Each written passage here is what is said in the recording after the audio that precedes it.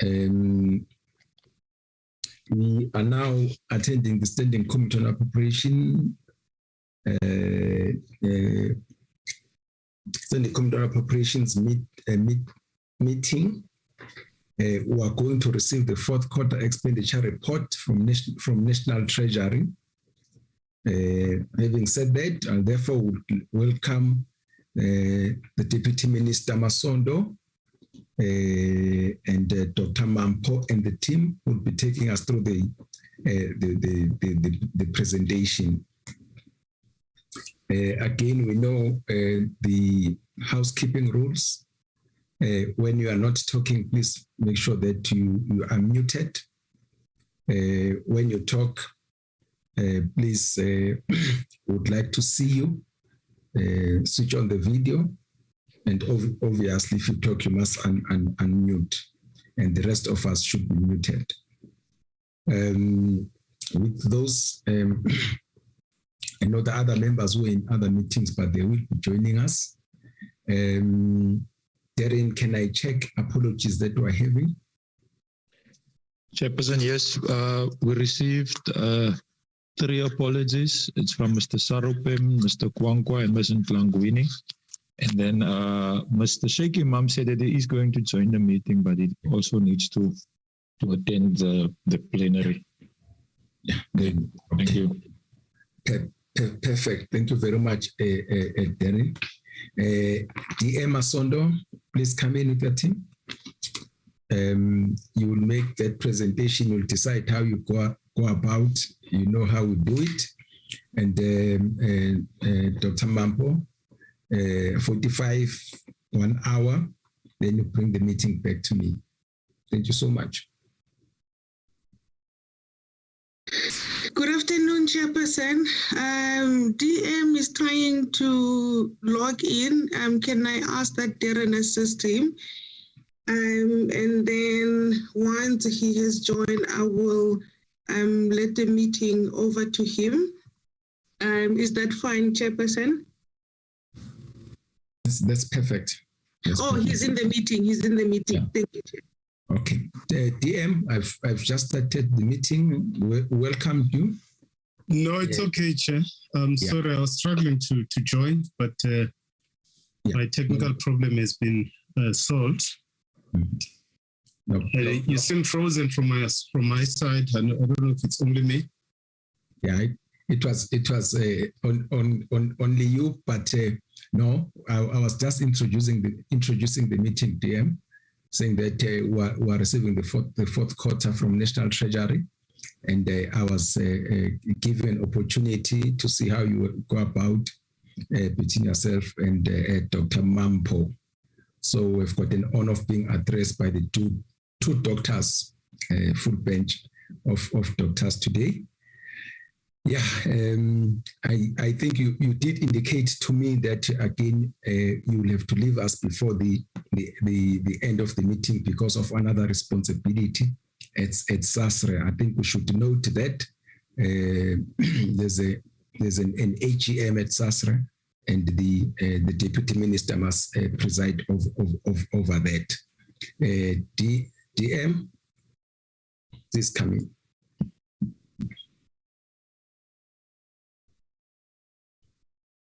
Dr. Mampo, freeze DM foot. I'm trying to check as Chairperson. Take your time, it's fine. Thank you.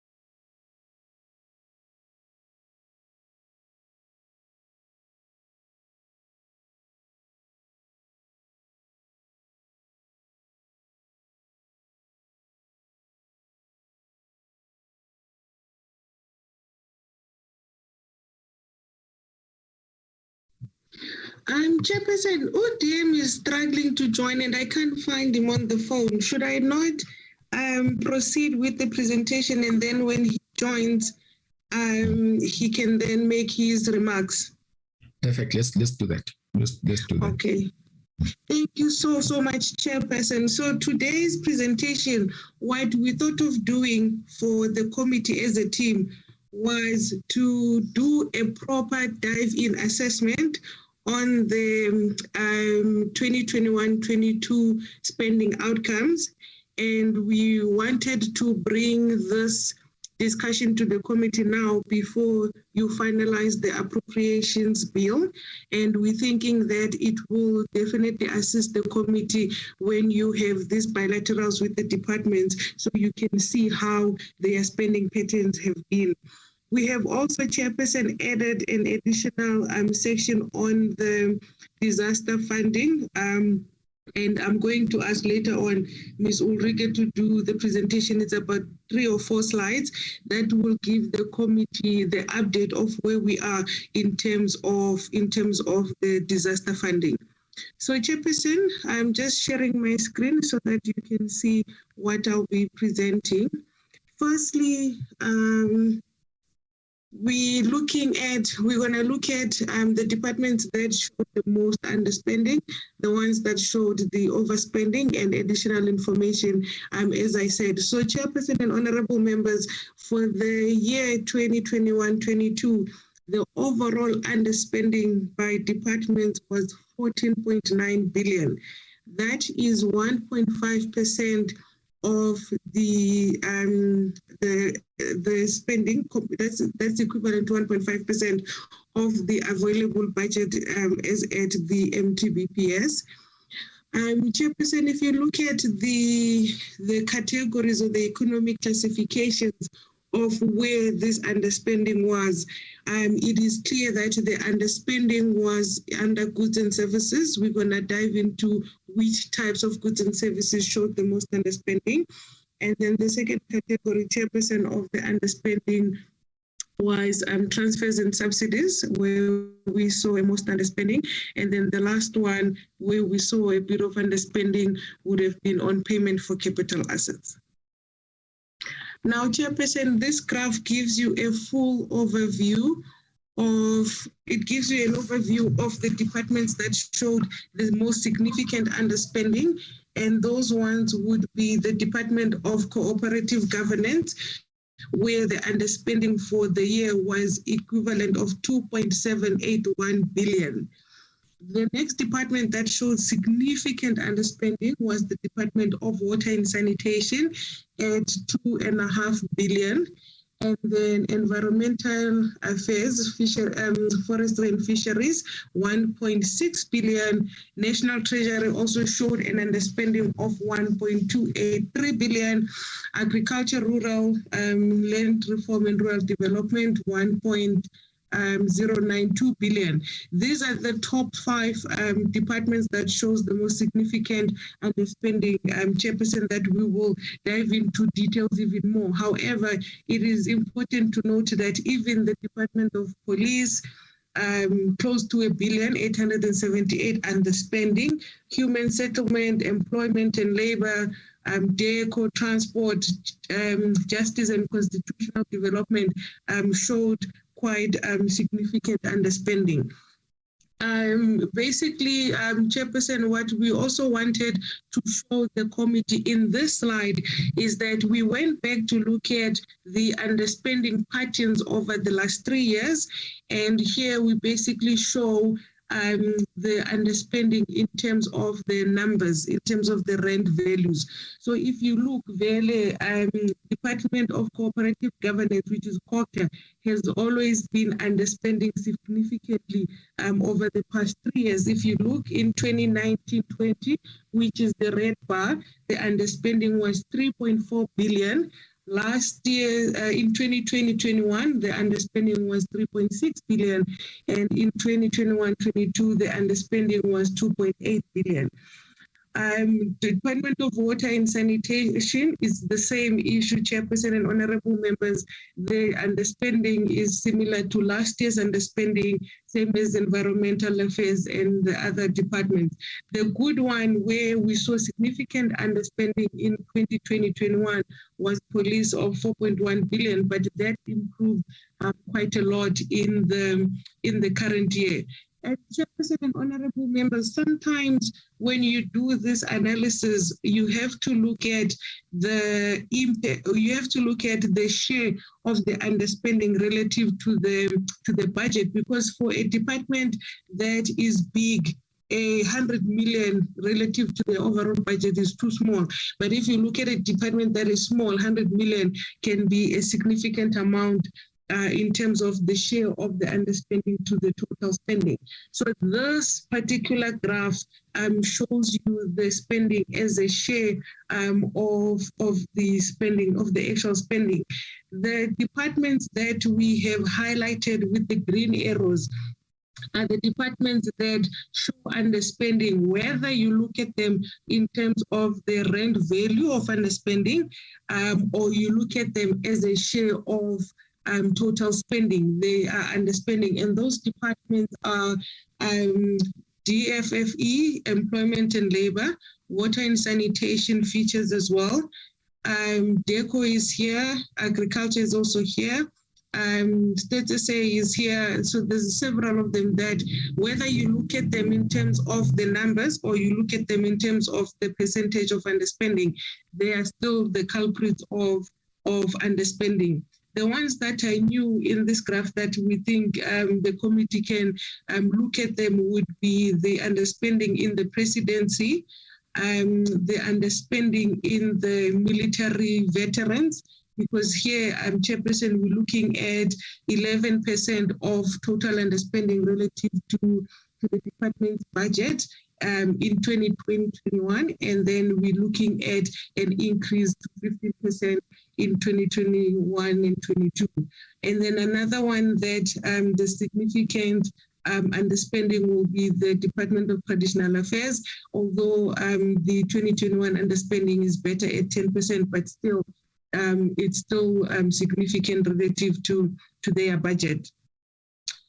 Then, Chairperson, what we also did, what we're trying to show the committee is, where is this underspending?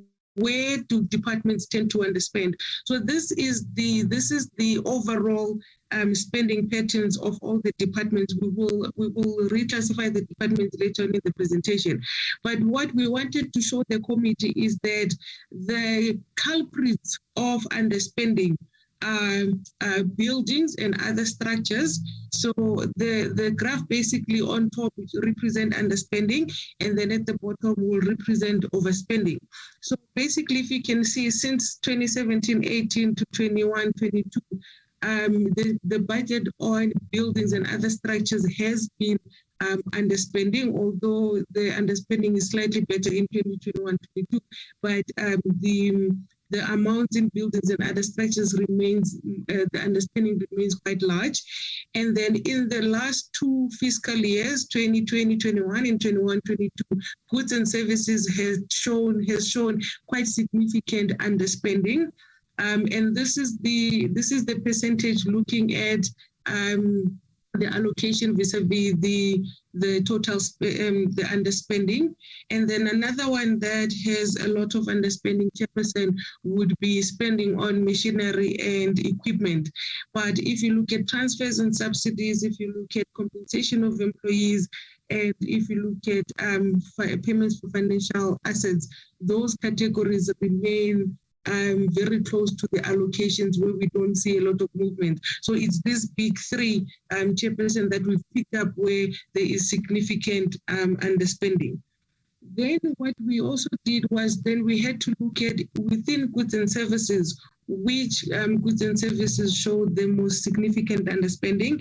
And what we picked up is that the percent of actual that is significant is under administrative and operational expenditure. So we also tried to zoom in what does administration and operation expenditure entails. And basically, Chairperson, those would be things like your advertising, your bursaries, catering is also a big one with 65% under expenditure. We looked at consultants, business and advisory, 51%, entertainment, which makes sense because most people were not in the office at 83%. There wasn't really much spending in housing. And then another one that showed significant underspending would be training and development at 32%, but also venues and facilities at 45%. Then what we also did, Chairperson and honorable members, to assist the committee in understanding the numbers, we looked at the monthly spending and we compared the monthly spending over 3 years. And here, the main thing that we were trying to do is to show the committee that in general, they tend to be what we refer to as the March spike. So departments will spend quite low amounts of money during the course of the year. And once we get into the financial year end, that's where they will be pushing a lot of these invoices. So this is just the total spending on a monthly basis. But then if you look at the buildings and other fixed structures, that's where, Chairperson and honorable members, you see a significant increase in March. So basically, most of the departments tend to finalize their invoices in March to try and deal with the cost for the rest of the year. And this becomes a problem, Chairperson, because it basically means that if the departments wait for so long to finalize the invoices, we will have to do virements at the end of March, and that can definitely be perceived as fiscal dumping. So we looked at the big categories that show the spike. So it's not only buildings and other fixed structures, but it's also for goods and services. So if you look at goods and services each year, Chairperson, from 2019, 20, 21, 22, you can see that there is a mild spike where departments finalize their invoices in March. This is also the same as machinery and equipment, where there is significant increases in March, and unfortunately for this year, the increase were much larger than in the previous years for machinery and equipment. The one item that seems to be, or category that seems to be broadly in line, would be transfers and subsidies, where the spike is not as significant. So, Chairperson, that would be the assessment that we did on the overall expenditure. Now we start looking at the departments themselves. So in this time for the year, Chairperson, there were 2 departments where they showed overspending, and those departments, Chairperson, was the health department as well as social development. So just quickly on social development, Chairperson, what we're picking up is that there is an over expenditure of about 962 million, just close to $1 billion. But because the allocations were made through different special appropriations, Section 16 of the PFMA, once all of those are updated and once all of those numbers are put into the budget for October, then we're highly unlikely to see the continuous underspending. This is just some of the bills are still in Parliament, as you would know, Chairperson. So once all of these have been consolidated, we don't foresee that there will be such an increase in their overspending. So we're not worried about the overspending, because once the different appropriation bills have been enacted, it will deal with the overspending that we see. We also tried to do the same analysis, Chairperson, where we look at underspending in goods and services, where we look at the mild spike in social development, but we're not picking up quite a lot because most of the funding for social development goes to transfers and subsidies. So if you look at the red line under transfers and subsidies, you can see that it remains stable. The variation in the 2 years is because of the announcement when we had to pay for the 350 SRD. But in terms of their spending patterns, when there are no changes, Chairperson, then the transfers are quite smooth in the Department of Social Development. Then in health, Chairperson, is the same issue that you see an over expenditure of 366 million. But this over expenditure, you are already considering the second special appropriation bill where we're proposing an allocation of 500 million. Once that is passed by the committee, or if it's passed by the committee and Parliament, then that overspending will not be there. Then the numbers for health will be aligned to what is allocated to them. So this is purely what was allocated in the MTBPS. We also did the same analysis, Chairperson and honorable members, but we're not picking up a spike in the Department of Health. Then, Chairperson, we start zooming into the top 5 departments where they recorded the significant underspending. And the first one that we are looking at would be the Department of Cooperative Governance. So in this round, as I said, Chairperson, we're looking at an underspending of 2.8 billion, and this is equivalent to 2.7% of their actual spending. And if you look at the underspending, Chair, it's basically been under transfers and subsidies. That was the first one, but also they showed significant underspending under goods and services. I mean, there's several reasons for this, but basically it's the offsetting of the local government equitable share, and this is against the rollover funds that were not approved and transferred into the National Revenue Fund. We also have slow spending by the Department on community works programs, and this mainly, according to the department, is due to the equity requirements that were declared unconstitutional. But Chairperson, what we wanted to show in this department is that overall, under goods and services, the department tends to overspend. The only 2 years where there were minimum underspending was in 2015 and in 2019-20, but for the rest of the years you can see an underspending, and this is the same as the transfers and subsidies. They have been underspending there, and only in 2021 there were minimal underspending, but still, I mean, we're looking at over $1 billion in terms of underspending per year.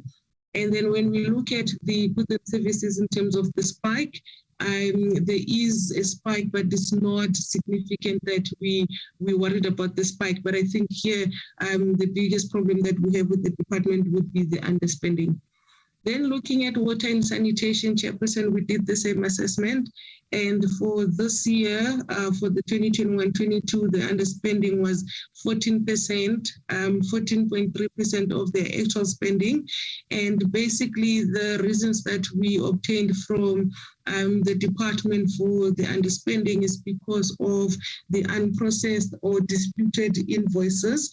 They have a lot of contractual disputes and litigations, and this is mainly on the emergency drought relief interventions. They also stated that there were low operational costs for the Vaal River remediation intervention projects. If you look at their underspending over time, the biggest category of underspending would be under buildings and other fixed structures where it constitute about 39% of the underspending. They also had some underspending under goods and services of about 800 million. And then we also, of course, looked at some of the trends, and we looked at the underspending or overspending in goods and services, and we're picking up that in the past 3 years prior to 2020-21, they were underspending, but for the last 2 years, the department showed overspending. This is the overspending on buildings and other fixed structures, and the department unfortunately shows some element of having a March spike, but in 2021-22 the amount was less than in 2020-19-20. But we sort of monitoring the might spike, just to make sure that we don't encourage the departments to do their spending at the last end. But what we pick up is that the trend in buildings and other fee structures remains a problem, because as you can see, Chairperson and members, most of the spending picks up in March. Then we looked at environmental, forestry and fisheries, where their underspending of 1.6 billion is equivalent to 17.7%. And the reasons that we got from the department for the underspending is basically slow processes in providing or in appointing service providers. And this is for the EPWP, and also slow procurement processes for procurement of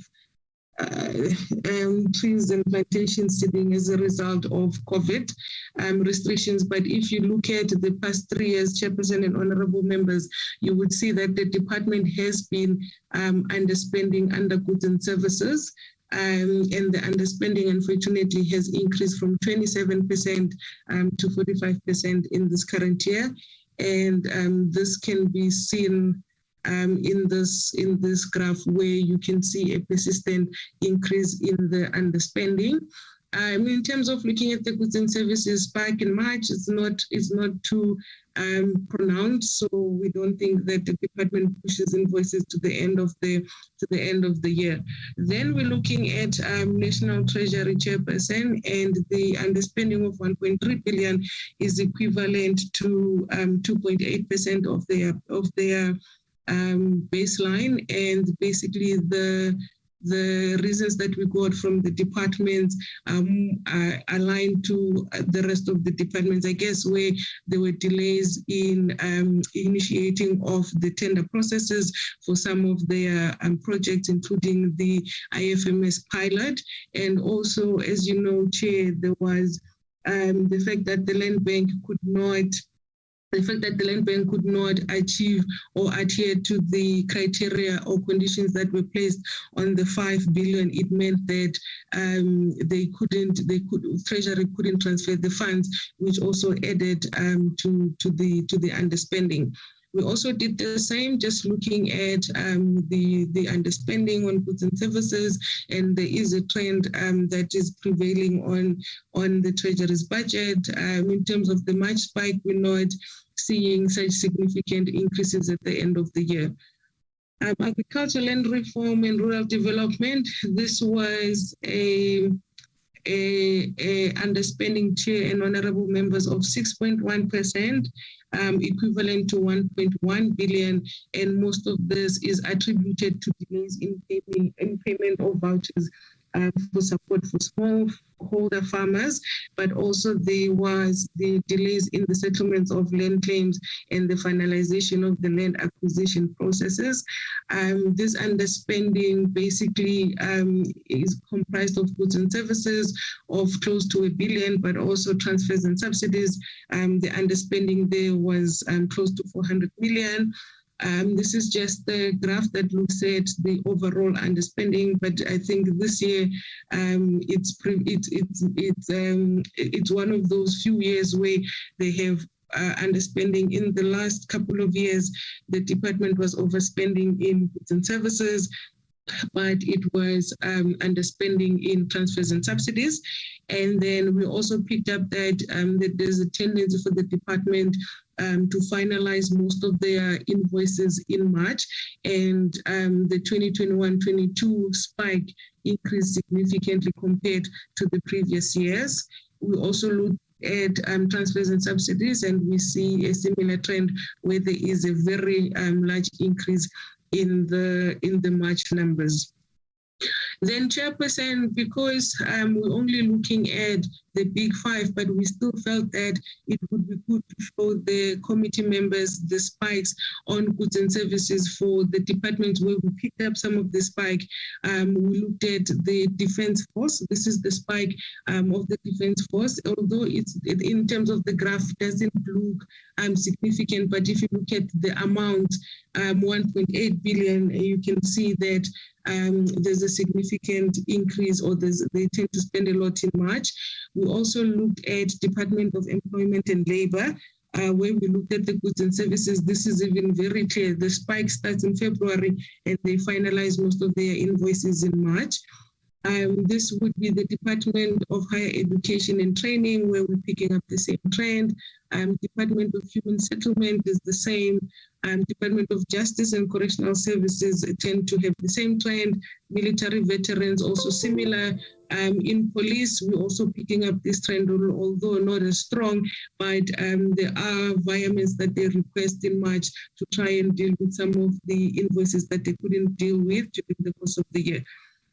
So, Chairperson, that is just a summary of the outcomes, and I'm hoping that it will allow, or the assessment can help the committee in dealing with the appropriation bill, given the fact that now it is to have a side on the underspending that we are reporting, or that we are seeing as the Treasury, and most of the departments that you still have to engage with, it might assist engaging with them, including these underspending trends. So, Chairperson, just quickly, may I please be allowed to ask Ulrike just to give you an update on the disaster funding. Ulrike, please go ahead. Okay, thanks, Mampo. Can you move to the next slide, please? So, honorable members, we have issued a range of instructions and circulars since the declaration of the disaster on the 17th or 18th of April. Just important to note that something has changed around the procurement system, and emergency procurement, and amongst others, has been issued through in terms of the supply chain management instruction note. The issuing of the deviations and all of that is done by the accounting officers and not the National Treasury anymore. So we have issued, so the dashboard with the supply chain reporting requirements has gone live last week. We've also circulated to departments, provinces and municipalities a bunch of circulars related to reminding them of the options that they have available on how to respond to the disaster, and what the reporting requirements that we have put in place to deal with that. Can you go to the next slide, please, Mampo? So based on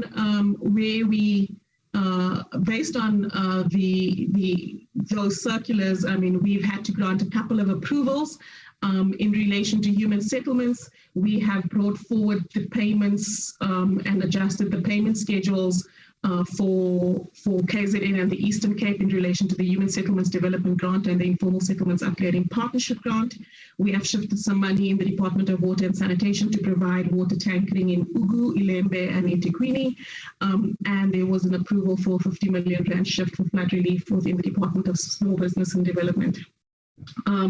The province has submitted requests to the National Disaster Management Center and to the Departments of Human Settlements to access the emergency or the immediate relief grants that we have. We have 2 grants on the cooperative governance vote and 2 grants on the human settlements vote. It is important to note, Chair, that it is taking the departments a little longer to process this than normal, because the requests are far greater than the amounts that we have available in the grant, and we have to look at what the alternatives are to ensure that some of these needs are adequately funded. What we have not approved, honourable members, is an unearmarking of transfers on the budget of the Department of Transport for the Passenger Rail Agency of South Africa. The requirements are that we have for CRASA in the budget, and what they need in relation to the provision of or the rehabilitation of rail infrastructure suggests that CRASA has sufficient money without moving this year's budget and its historic underspending. It has sufficient money to deal with the response without having to move money around in this year's budget, and we have communicated that to the department. Should there be a need later in the year to look at this again, we will do that. But as you know, honourable members, we have come and shown you that CRASA is a serial underspender of its capital budget. And so the ability of PRASA to respond from a budgeting point of view, we think that they are able to do that within what they currently have. What we are struggling with is in relation to the Department of Transport, who has sent us a submission around roads. And this one is a little bit worrying, because what we had asked the department for was kind of project level details for us to understand what is needed now and what can be done immediately versus what needs long-term rehabilitation. The proposal from the department initially was not consistent with the institutional framework in the Disaster Management Act. And whilst it's important to understand that whilst this is declared a national disaster, the powers and functions and the responsibilities of provinces and municipalities in relation to this will remain, even though it is a national disaster. National government will not necessarily implement where the functional responsibility lies with provinces and municipalities. We will require them to undertake the necessary actions, and with the funding support from national will support that. So if you go to the next slide, please, Mambo. Honorable members, so this is what worries us a little bit. So we have issued a circular around expenditure and how to classify expenditure in relation to disaster response and the budget associated with that. And what this slide shows, honorable members, is how poorly that is currently being implemented. So what it's showing, and these numbers are in rands, is that, so you would have seen all the approvals that we had granted in the previous slide, yet expenditure is not being tagged properly. And this suggests that currently we've only spent 538,000 Rand in relation to, in response to the disaster. And these are the departments within the, we've done this for all provinces, and this is what's popped up in the system. It does suggest that there's very low compliance on the reporting side, and we have to fix that. And that is why these numbers look so low. If you go to the next slide, please, we do the same for municipalities. This isn't verified, but in the latest report that we have received on municipal expenditure, we see that eThekwini municipality has already spent 60 million Rand and reprioritized it from their own budget internally in response to the disaster. I think that's it from me, Mambo. Thanks.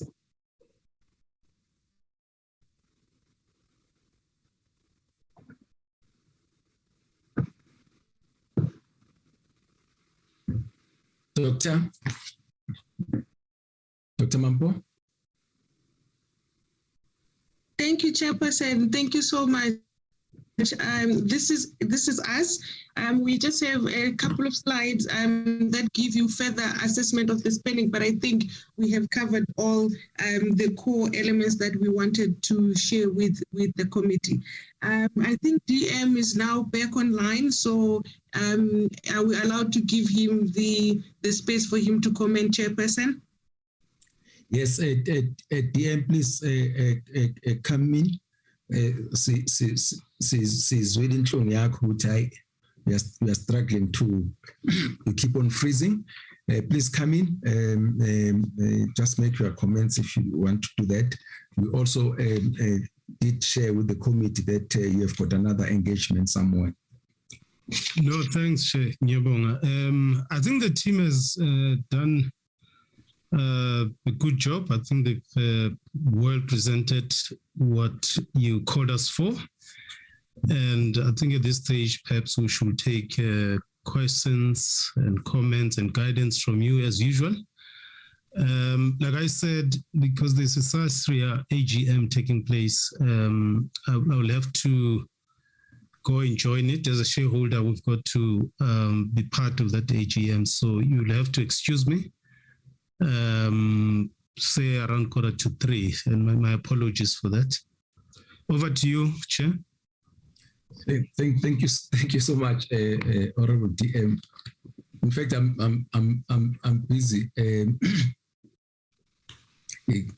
thinking about what Honorable Mashangu said during our earlier meeting, and I'm looking at all those books behind you. It looks like the Tambo Mandela practice, Ngempela.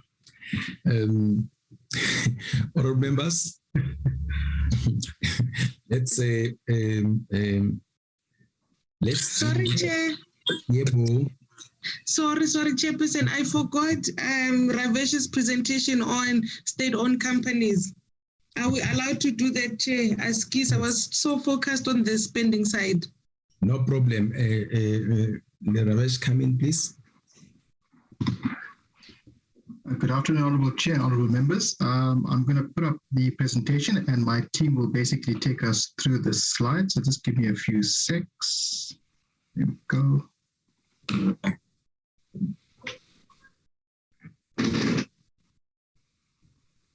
Chairperson, just checking if you can see the slides. Yes, we can. Okay, let's then proceed. The first SOC will be ESCOM. It's over to Jeff.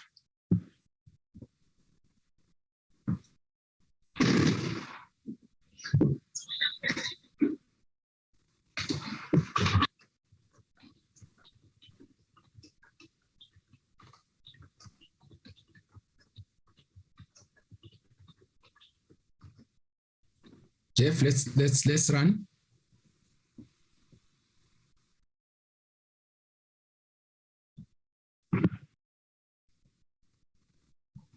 Ramesh, if Jeff can come in, please take us through the presentation. Oh, can you hear me now, Chairperson? Yes, we can hear you. Okay, yes. Chair, as ESCOM is known to be the biggest risk to the sovereign, resolving the security of supply and reliability, it's a priority that you're actually focusing on. The high level of debt that ESCOM is sitting with, it poses a significant going concern risk to the financial sustainability of the entity, given its large commitments that it has and also the exposure that it has to the fiscals. So it is important that the going concern issue is addressed as well as the financial challenges. The high level of debt is actually putting a lot of pressure on the entity to service its debt. Members would be aware that on a standalone basis, ESCOM is struggling to meet its obligation without the financial support that government has actually provided. So the operational, the internally generated revenues are not sufficient to cover the debt servicing cost, which put a lot of pressure on the entity's liquidity. However, we must also indicate that the fiscal or government support that has been actually advanced to ESCOM has, to an extent, assisted in reducing the debt somehow, as at March, because the equity injection that you've allocated, one of the conditions is that it must go directly to redeeming the debt and interest. So as at March, we see a slight decrease. However, it is still higher than what the entity can actually carry on its balance sheet. The revenue increased slightly in the year that just ended because of the increase in the tariff, which was about 15.06% and 17 for municipal distributors. Chair, we must indicate that on the equity allocation that has been provided to ESCOM of 230 billion, so far about 136 billion has been advanced to the entity. However, when you look at what the fiscus has provided to the entity since 2008, we are sitting at about 241 billion, which is a significant amount. The guarantees that we've actually backed up the entity to be able to raise the debt.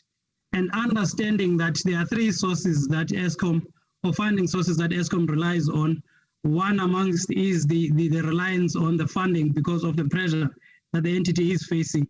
The minister has allowed ESCOM a special dispensation for the 2021 and 2022 fiscal financial year, which amounts to about 42 billion and 25 billion, while the teams jointly from DPE, ESCOM and NT are working on a financial solution that will be sustainable for the entity going forward. On the guarantee package of 350 that has been provided, at March, there was about 322 that was actually committed, leaving the balance of about 28 that is still available for drawdown. Next slide, Ramesh.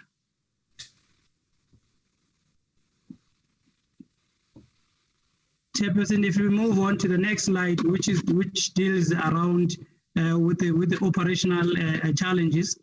If Ramesh can move to the next slide. Apologies, it's frozen. Let me just try again.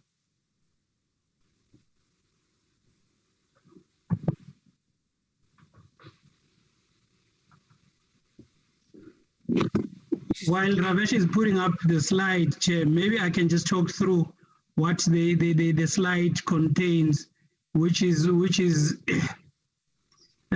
the operational challenges, which revolves around the EAF that Eskom, that is a measure of what is currently available into the system.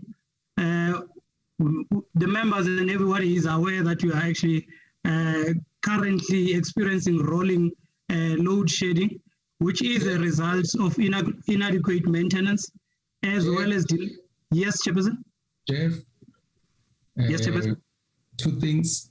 Just remember that you are not talking to people like you who understand some of these acronyms, but even more important, you are also talking to the people out there who are listening to you. So when let's say it in full, the EAF, the UCLF, and so on. Okay, thanks, Chairperson. The EAF, I'm referring to the capacity that's available in the system. The OCGTs, I'm referring to the diesel usage, the diesel plants that Eskom has been using, which is quite significant. As March, the amount, it was about 6.4. This is concerning, Chairperson, because what happens is that in relation to the diesel usage, there's an amount that the regulator normally allows Eskom via the tariff to be recovered. And if Eskom exceeds that amount, it then has to go back to the regulator and request that amount to be passed through the tariff. If the regulator determines that that amount is not or has not been prudently incurred, the regulator may not actually allow, which then has an impact on the Eskom's financial bottom line. So it is quite concerning from where we're sitting that the diesel has been used quite significantly. And this is as a result, Chairperson, of the unplanned losses. You'd see that the unplanned losses as a result of the lower than what was targeted energy availability, which was sitting at 62 against a target of about 74, tells us that the entity is sliding, and this is quite a challenging and a concerning issue for us. And that has resulted in huge unplanned losses against what was planned.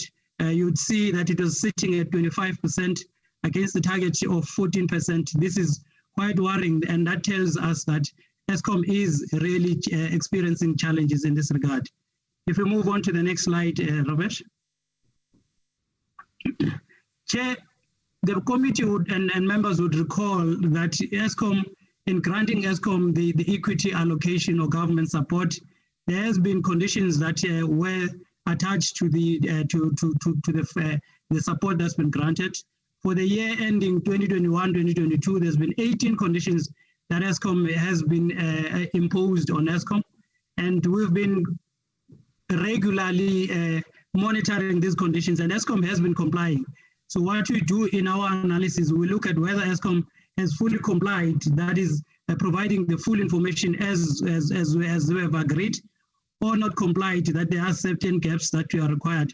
So if you find that Eskom or partially complied, if you find that Eskom has not complied, what we do is we withhold the drawdowns as they request them. However, we must say for the financial year ending in March, or as at 28 February, Eskom has been providing all the information as we require. This assists us, Chairperson, in planning our cash flows as well, because that actually gives us a sense of when Eskom would require the drawdowns and what Eskom is doing from an operational point of view. However, as we said in the previous slide, that the energy availability factor, which is a key in terms of driving or reducing the load shedding, is sliding, and the unplanned losses are increasing, which is a concern. And therefore, that tells us that Eskom will continue to use diesel to close the gap, and that has a financial implication, as I have alluded previously. The next slide, Ravesh. Chair, one of the critical areas that we're also looking at, there's two areas. One is around the revenue. The committee and members would recall that last year, as the regulator rejected Eskom's application for the next MYPD period of 3 years. However, Eskom lodge a complaint, a court challenge against the regulator's decision, which then translated in the regulator being ordered to adjudicate that application of Eskom, and the determination was made on the 2nd, around the 25th of February, which then meant that from the 1st of April this year, Eskom has been granted about 9% increase. However, for the next financial year and the year after, Eskom is still taking the regulator to court to request the court to set aside the entire decision, because as things stands now, Chairperson, Eskom would not be able to impose any tariff increase in the next financial year if the regulator cannot make a determination around the methodology that needs to be implemented, as well as how it's going to be adjudicated. So the concern really, Chair, is that as things stands now, we are in June now, and there's only 9 months into March. We are not sure whether the regulator will be able to conclude its processes and allow Eskom to factor in the new methodology if it decides on the new methodology before the 15th March deadline is required. From an unbundling perspective, Chairperson, Eskom is making progress. The transmission company has been registered with the CIPSC, and the regulator is now waiting for the license determination from the regulator. At the same time, the entity is engaging with its lenders for consent to be able to transfer the assets into this subsidiary. This is a critical step, Chairperson, in the process, because the lenders need to provide consent that Eskom can separate these assets. And without that consent, Eskom would not be able to then unbundle itself into these 3 entities as per the roadmap from the DPE that was published. So this is a critical area that Eskom needs to comply with. The distribution company as well is ongoing. We are already in the process of considering the PFMA approvals for the establishment of the distribution company. On the other side, the DMRE has concluded its public hearings on the proposed electricity regulation bill, which will then give a clarity on the sector, on how the sector would look like in future, and how the unbundling process would actually be given effect. The target for the legal separation of the distribution and generation, Chairperson and honorable members, is still the 31st of December this year, calendar year. Moving along, Ramesh. So, Chairperson, that will be all in terms of Eskom. If we move on to the South African Post Office, SAPO has historically been struggling with defining its role from a perspective of commercial enterprise within the ICT space while balancing its developmental mandate. However, a number of reforms have been implemented, and SAPO's mandate was strengthened from a legislative point of view to assist the SAPO to turn around. However, the entity continues to struggle with its commercial revenue. The SAPO Act is currently being finalized by the shareholder department for amendment to strengthen the entity's mandate.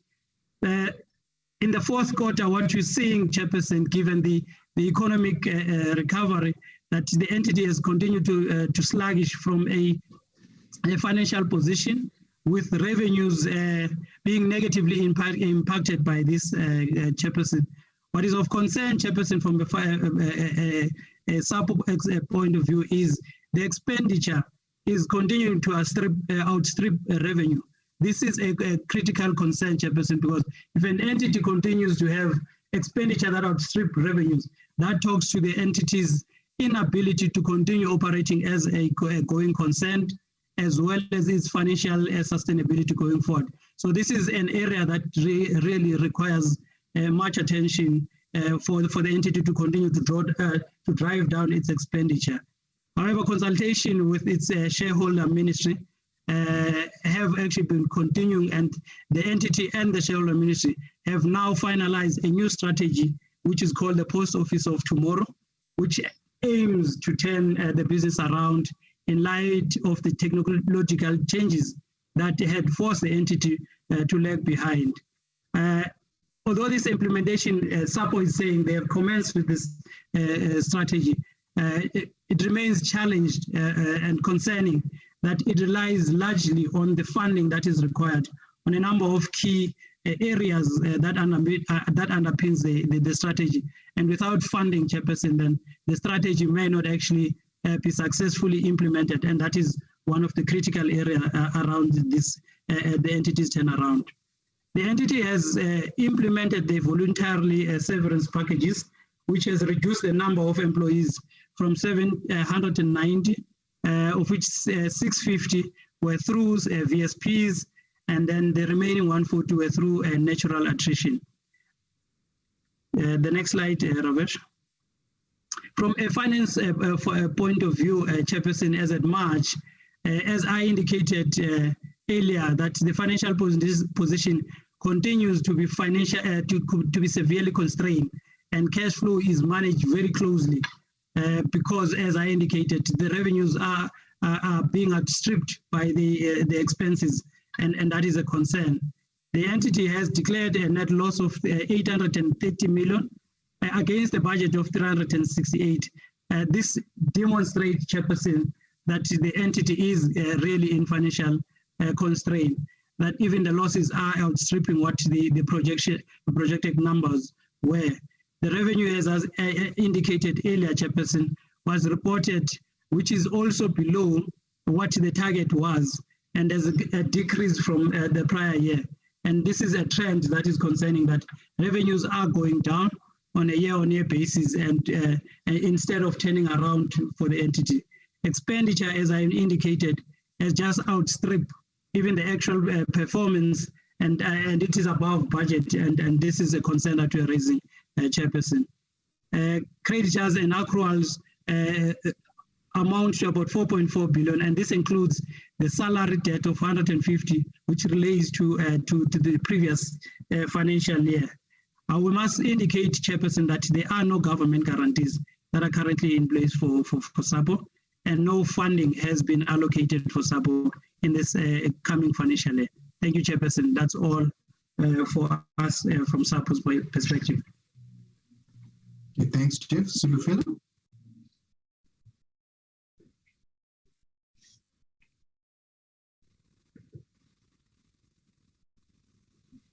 Ravesh? Okay, Chair, we're waiting for Solufelo. But in the meantime, maybe let me continue. I think in terms of Sasria, we've basically, like as we reported in the past, they basically had a 22 billion rand injection due to assist it for its claims that arose from the July 2021 unrest. It's basically been provided to assist to maintain its 100% solvency cover ratio, and then following the equity injection, we see that that Sasria is solvent and non-liquid, and thus a going concern. What's happening with Sasria in terms of how it's looking at its future business model is that it's looking at diversifying its revenue to build up its capital reserves. It's also looking at different avenues with regards to how it sells its product through various distribution channels, and it's also introducing new products. In terms of the claims at the moment, as of 19 May, they've estimated the claims to be around about 34 billion, but those claims will settle around 32 billion. And then of those claims that they've received, they've they settled 23.36 billion. And then in terms of its solvency cover ratio, as we've said, they are planning to recover it by 120 or 220% by June 2022, and then that will also see an improvement to the solvency cover ratio of 166% as of March 2023. We continue to monitor Sasria through bi-weekly meetings in terms of ensuring that it meets its condition, and that we also ensure that it also settles claims and also achieves its solvency cover ratio. Chair, that's all on Sasria. And then if we move on to SAA, which is Mr. Patu Rasevichele, if he's online, please can you go ahead? Good afternoon, Chairperson and honourable members. So we're requested to provide quarterly updates to honourable members on the 2.7 billion that had been allocated to SA subsidiaries. As a background, Chairperson, the 2.7 billion formed part of the 10.5 billion, which was provided to SAA as part of the business rescue process. However, since the 10.5 billion was specifically and exclusively earmarked for SAA's business rescue, and thus could not be transferred to subsidiaries, to resolve this impasse, the Special Appropriation Act provided for that of the 10.5 billion that has been allocated to SAA, SA Technical would receive just over 1.6 billion, Mango Airlines would receive 819 million, and Airships would receive 218 million. Okay, you can move to the next slide, Ramesh. Chairperson, on the next two slides, we will give an overview of the... Sorry. Previous slide, so that the last bullet point, is that correct, that you said airline remain under care and maintenance until September 2021? Yes, so the airline, the SA exited the business rescue on the 30th of April 2021, but remained under care and maintenance. This was the time when SA was out of the business rescue process, but was not flying at the time, but they resumed operations in September 2021, and their operations are ongoing. Apologies for that oversight, Chair. Thank you. Thanks. So on the next two slides, we'll give an overview of the three subsidiaries which were allocated funding. Mango was placed under business rescue on the 10th of August 2021, and its business rescue practitioners published the business rescue plan on the 29th of October 2021. The funding allocated to Mango was transferred to the airline in three tranches. The first tranche of 100 million was used to cover salaries between July and September 2021, as well as to cover the costs of developing the business rescue plan. The second tranche was transferred in November 2021 and was utilized to cover for voluntary service packages and for some restructuring costs. And the last tranche of funding, Chair, was transferred on the 31st of March of 2022, and it will be utilized to implement the business rescue plan. With SA Technical received just over 1.6, almost 1.7 billion. Of that, 700 million was used to pay outstanding salaries. As you are aware, Chair, they needed some funding for spares as well, so 79 million was allocated for that. And the remainder, which amounts to 879 million, is being utilized to complete the restructuring process and to provide working capital for the business. Chairperson, although SA Technical continues to incur some losses, but the resumption of flights by some of its major customers is expected to increase its revenue generating activities. You can move to the next slide, Ramesh, thanks. And then on Airships, so the entire 218 million has been transferred to Airships. 107 million was used to pay for employee salaries, and 111 million was for the restructuring of the company. A number of Airships' key customers have recommenced operations, and this should have a positive impact on Airships' financial performance going forward. Thanks, Ramesh. We can move over to the next slide. Chairperson, then I will touch a little bit on EXA. Government did provide financial support to EXA through the purchase of preference shares in the company, and this purchase amounted to 2.3 billion rand. The support to EXA was necessitated by the adverse impact of the travel restriction that travel restrictions had on EXA's revenue-generating activities.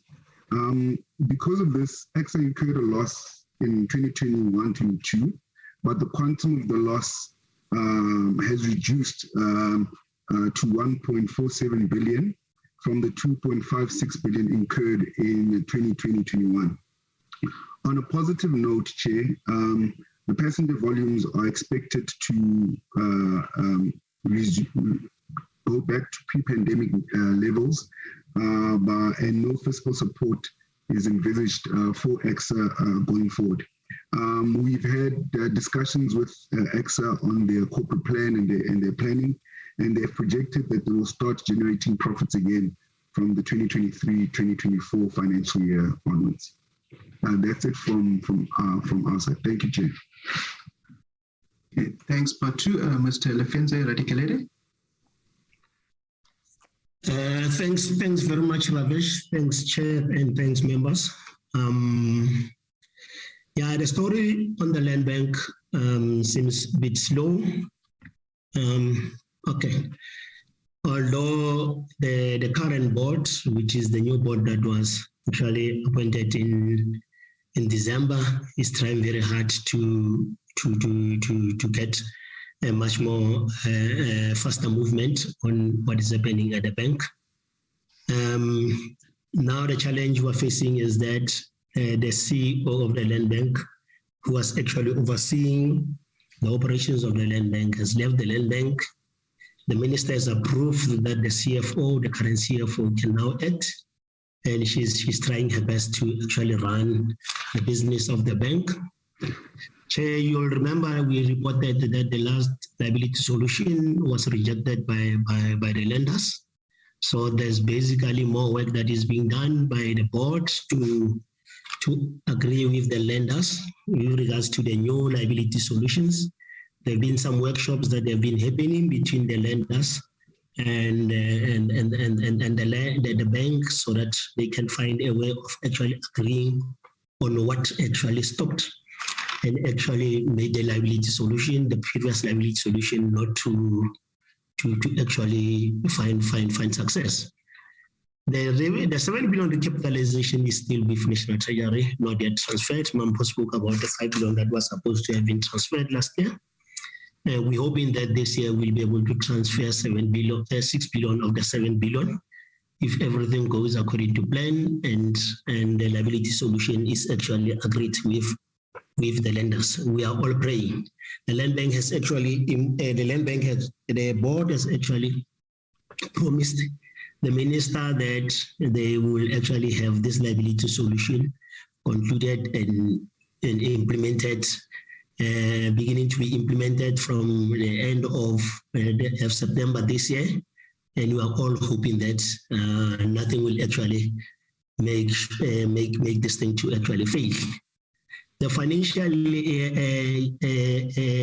annual financial statements for the land bank, which were actually submitted late, were actually tabled in Parliament this May. And so which we see as progress, because we're worried about this delay. Ravesh, you can move to your next slide.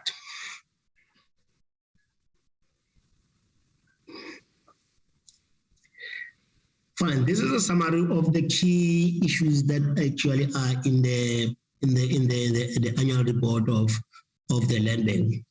The operations of the land bank are not as bad as one can actually suspect. So the land bank has made some form of profit, 1.3 billion.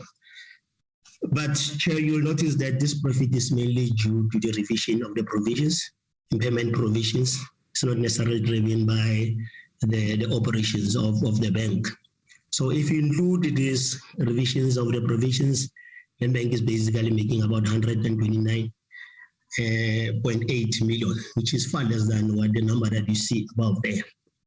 There are also net loans and advances that are decreasing. Mainly is because you will notice that land bank is not actually making much business with regards to disbursements. So, and what they are focusing now on is more of the repayments of the loan book. The NPLs, which is the sad part of it, the NPLs have actually increased drastically, which actually makes the books of the bank look very bad. And the main reason is due to clients migrating from stage 1 to stage 2 and 3, which basically says that they are moving from a performing status to non-performing status. And this has actually resulted in the NPL ratio basically increasing from 32.5 reported last year to 45.6, which if you look at it, Chair, is a big number. So yeah, it's causing trouble for the land bank, and everybody's worried about this increasing level of NPLs. But the land bank has actually indicated that it's implementing an NPL remediation plan overseen by the Credit and Investment Committee. We're hoping that we'll begin to start seeing results of this plan. The land bank at the same time is beginning to... Excuse me? Oh, okay. No. I'll continue. Thank you. Okay. Can you hear me, Chair? Yes. Hello? Yes. Okay, Yes. fine. All right. The payments, the servicing of the... There's also a capital reduction that land bank has actually been making. If you remember, Chair, the land bank started with a debt book of about 40 billion. Now, land bank has been servicing this book. It has dropped to a point of now it's at 24.5 billion. Now, that tells you that, and this payment is basically made from a larger portion of it. It's made from the recollections that land bank is actually making from their loan book. The total debt owed to international lenders is 4.8 billion. A fourth capital reduction is currently being implemented, and sooner or later, as soon in the next month, in the next few months, land bank will be actually repaying part of this debt. So it's beginning to decrease and decrease. The cash and cash equivalents were 8.9 billion as at 31st December 2021, which is an increase of 3.3 billion from the 5.6 billion recorded in March 2021. And reasons for this is which mainly comprises of the 12.3 billion collected from clients as well as other income, which is about 450 million rands. But this is normally offset, or is actually partially offset by the customer disbursements of 867.4 and capital and interest repayments of 8.6 billion and 427 million utilized in running and operations of the land bank. So when you look at these numbers, you realize that the land bank is not actually sitting in a very bad position. The only problem is that they're not doing much of the business that they're supposed to be doing. And we're hoping that as soon as the liability solution is being implemented, we'll begin to see the land bank starting to do what it's supposed to do on a daily basis and serving as the agricultural sector. Thanks very much, Chair. Thanks a lot. Thank you, Chair. That concludes it from Treasury. Thank you. Dr. Mampo, anything else? We are good. Thank you so much, Chairperson. Thank you so much, Dr. Mampo, DM, and your team. All members, as the DM indicated, he has left the meeting. All members, you know how we do it. You know how we do it. Can I have indications of honorable members who would like to interact with the presentation? Matafa. Honorable Matafa.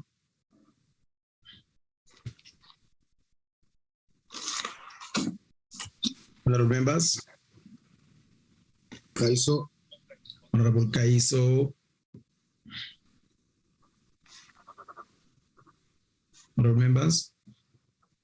The person can Comrade Kaiso and Matafa allow me to jump the queue? Yeah, it's me who will allow you, Honorable Menzana. Thanks, Chair.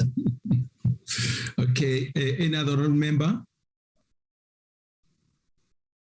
I've got Matafa, I've got Kaiso, I've got Honorable Menzana. Any other honorable member would like to interact with the presentation? Okay, so that we, if Darren, you'll indicate when other honorable members would like to talk. Let me allow Honorable Menzana to jump the queue. No, thanks, Chairperson. Let me just show my face that at least I'm not dead. Yeah, I'm not dead, but these things, when ugola, immediately you go to see the doctor, you become well. I'm now waiting to be called in for consultation. That's why I want to jump the queue. Thanks for allowing me. No. Just one question, Chair. But let me start by appreciating. I've been part DM and Dr. Mampo for the whole day. I've been part of the processes, and let me appreciate all that has happened throughout the day up until now with this last presentation. Just one question, Principal. If the Principal, Dr. Mampo can deal with it. Dr. Mampo has been, giving us a term which is not new. I think I once used this term of the serial underspenders. Now, my question is, I'm putting Dr. Mampo this question for the second time, but now put the other way around. What is it that we can do to force, I'm using this term force, Chairperson, deliberately, to force these departments and entities to adhere to the expenditure trends without fail, whilst at the same time we manage the relations that you would have, for instance, a department-to-department relation wherein a treasury is not and shouldn't be seen as a bigger brother department than the others. But at the same time, reality is that there has to be guidance, there has to be some element of one giving instructions to the other if we want to realize this at the end of the day. Then my last comment would be, Chair, I'm not sure if UTM would be able, because it's political, to comment. If ever there is what is called a spoiled child in the family, that is ESCOM. I really do not understand. We always worry about ESCOM. It's us who is worrying about ESCOM, whereas ESCOM isn't even worrying about itself. This consistent and perpetual defiance by ESCOM is worrying. It's a comment, Chair. I don't know if DM would be able to comment. Thanks, Chairperson. Thank you, Honorable Lenzana. Good to see you back. I know you have been here the whole day, and you had said that you were not feeling okay. But thank you very much for joining. But unfortunately, I did say, Honorable Lenzana, that the DM had requested to be excused. He's no longer in the meeting, but Dr. Mampo will have to respond to that. Okay, can I borrow Matafa, then you can take your rightful position. Just assume you are number one. Honorable Lenzana didn't come in. No problem. Thank you very much. Good afternoon, Chair. Good afternoon, Dr. Mampo and the team. My greetings to the DM in absentia since he was here. Chair, I'll be very brief. Let me join Honorable Lenzana and thank the presenters for the work that they have done and the presentations they've put for the committee to discuss. I also, Chair, would want to speak on the issue of underspending, but also again to appreciate the work that has been done to look into the details of the underspending, particularly as it relates to goods and services, what is contained therein.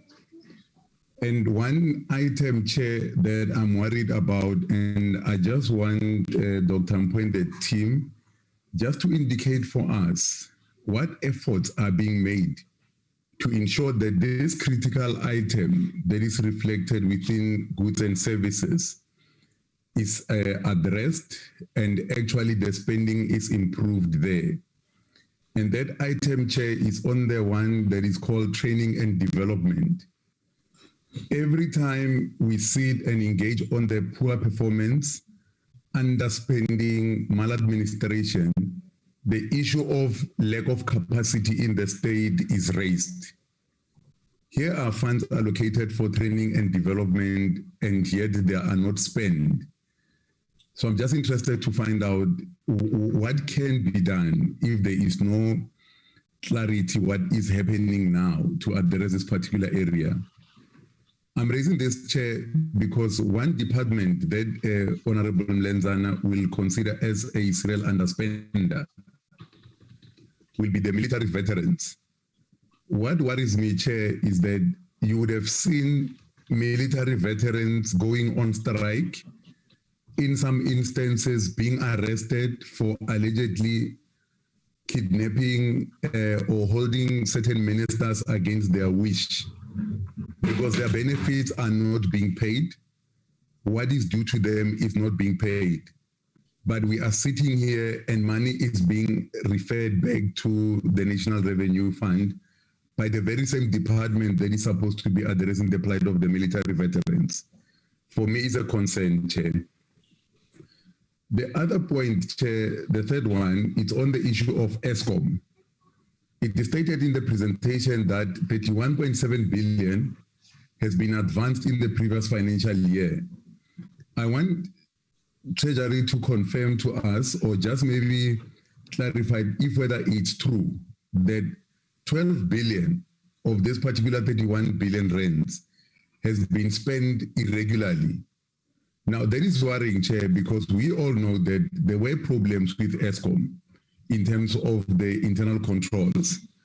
But if we are saying ESCOM is unable to sustain itself, but the little that is advanced to them, it's irregularly spent, it becomes a problem, especially when there are no consequences. My interest is to find out, yes, we see in the media that the previous management and functionaries are being taken through the law processes. But currently, the irregular expenditure is happening. What measures are being taken to ensure that this is eradicated? Because I think the shareholder will take serious interest where they advance money or equity injection, and that equity injection is irregularly spent. And there are no targets that are met from the shareholder complaint. For me, it's concerning, Chair. Those two items on ESCOM, what is being done on irregular expenditure? Secondly, what also is being done on the shareholder compact targets that are not being raised? Lastly, it is worrying, Chair, that we have an abundance of coal in the country, but yet we have a situation where we spend billions of rands on OCGTs, which traditionally are not supposed to be the primary generation platforms. I just want to find out if whether the Treasury has received any indication from ESCOM how best are they going to try to move away from using diesel in order to power the country. Chair, let me pause there for now and appreciate the opportunity you have given me to participate in the discussion. Thank you very much, Chair. Thank you, Honorable Matafa. Honorable Kaiso. Thank you very much, Honorable Chair. And thank you, Deputy Minister, and the team of Treasury led by Dr. Mampu. Honorable Chair, let me quickly fall in on the footsteps of the advocate Oscar Matafa on points that he sharply raised there with regard to, this underspending. It's really a headache that we have been dealing with, and also that there is a summary which then the Treasury gives us to say over the past 3 years, seemingly there has been consistent department which have not backed down in as far as continuation with underspending. water and sanitation, treasury, environmental affairs, agriculture has been top of the range. Now, treasury was not supposed to be one of them. Let me start there. Treasury was not supposed to be one of those departments to be, in the list of the top 5. I mean, it gives a bad example. Now, I'm worried about when once read the summary report that we were given on the 12th of May, which says a total of 14.9 billion is money which has been underspent, over this period that we have been given the report on. So it should be a biggest concern for this committee, given the situation such as the one that the DM has spoken about with regard to, the performance of our local municipalities with reference to, for instance, Emangau Metro, where the potholes are more than the streets. So, so yet we have an amount of 14.9 billion rand, which department are unable to spend and utilize for the benefit of service delivery is a serious warning. I mean, a serious worry to ourselves as a committee. Now, perhaps we have to dig deep again, although I don't see the breakdown in terms of province. Why I'm saying provinces? Perhaps it will give us an opportunity to have a discussion, even having to call provinces whom we think they are reflecting well in the reporting as far as the treasury breakdown, but I don't see that breakdown, or I may have not read it very well. But I would have loved that because at some stage we're at a position where we say, no, let's call that province to come and account on this, what we are seeing here. In the absence of any other further measure that the Treasury cannot come up with to hold this, uncontrollable underspending that is continuing, then we must also include, having to convene province or department at the provincial level now, because we have to take things on our hands so that we pursue what we want to achieve in as far as accountability is concerned. I thought at some stage, Dr. Mampo, you will come with a list in your pocket of those culprits in as far as consequent management is concerned. At some stage, we want to talk about this, but it doesn't seem to be forthcoming, so that we need to name and shame people. It's not like that there is no letter or word which says, now we are going to put stop on this forcefully, we are going to do 1, 2, 3. And I believe everything is there in the letter and the paper that this is what's supposed to happen. So, but I don't see it coming, saying, in as far as the provinces or whatever department is concerned, these were the measures in terms of consequent management is concerned, we have identified as Treasury, that these departments have went to town in as far as tracing all people who are involved in as far as, PFMA, in as far as it is concerned. So that now people take account to take accountability to what they are being employed to. So I haven't seen that. I know it's not Treasury which is going to sit there and discipline people, but I'm saying at least when the report is being tabled and say we have now come up to a 14.9 billion rand over the past. I'm just referring now to the 3 consecutive years. 3 consecutive years.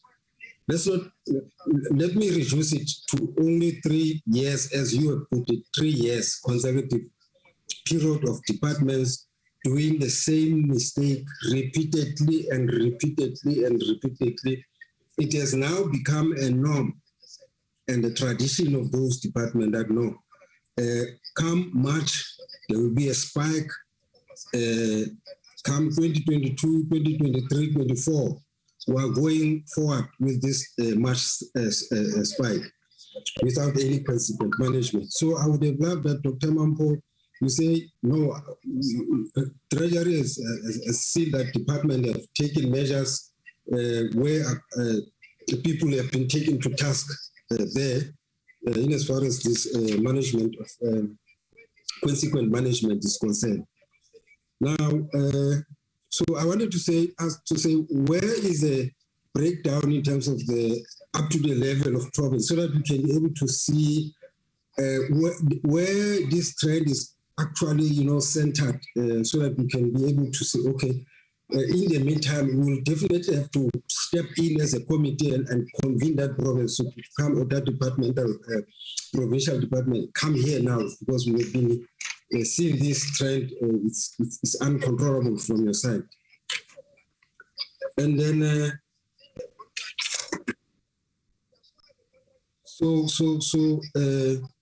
we must congratulate those departments that over the same said period have been at least trying their all best to do well, like Department of Public Service Administration, if I've read it well here. We must also be able to say they are congratulated that at least over the past period they've been trying all their best, to utilize the scarce resources that they've been allocated for by Treasury. So they've been able to at least meet their expectations. Yes. But with the department, I want to agree with Advocate Matafora to say, look, with the department such as military veterans, it's very much disturbing that you would have a such underspending in the face of what is shaping around those military veterans. It's a very painful history, and it shouldn't be happening at this stage. That the only slightest problem about the department is unable to spend. That one cannot be acceptable, Honorable Chair. So there must be some, drastic measures that now curb that practice and put it to end. Now, if a department, for instance, is unable to spend on goods and service, 45% underspending, it's like that department is no longer existent. It's not existing. So what is the use of having that department underspending its budget by 45%? No. It's very wrong.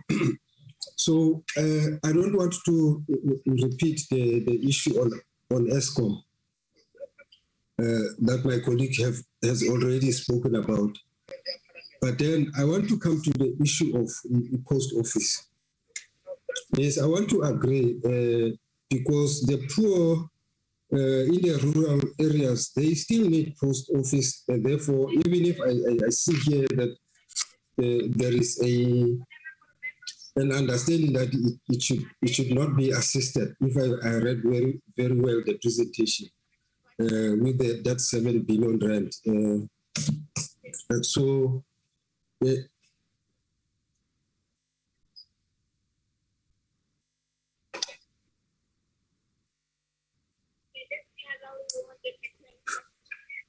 so, Honorable Chair, I'm sorry for that. I was taking care of something. So we still need ESCOM for now, despite the fact that it had, SAPO had at some stage refused to say they are retrenching workers. I don't know how retrenchment of workers shape in the spirit of economic recovery and job creation. It doesn't make a sense. So one would appreciate if there could be measures that are taken in such a way that we save the post office and redesign it in such a way that it must still continue as a South African post office, continue to offer, service to our poor people in the rural communities, so that they can reach their end. So let me stop at this stage, Honorable Chair, and thank you very much for this opportunity.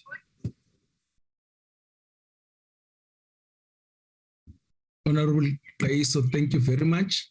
Can I just check, is there any other honorable member who would like to say something? Okay. Honorable Lenzana, anything which has crossed your mind? Honorable Matafa? Nothing at the moment, Chair. Thank you very much. Honorable Kaiso?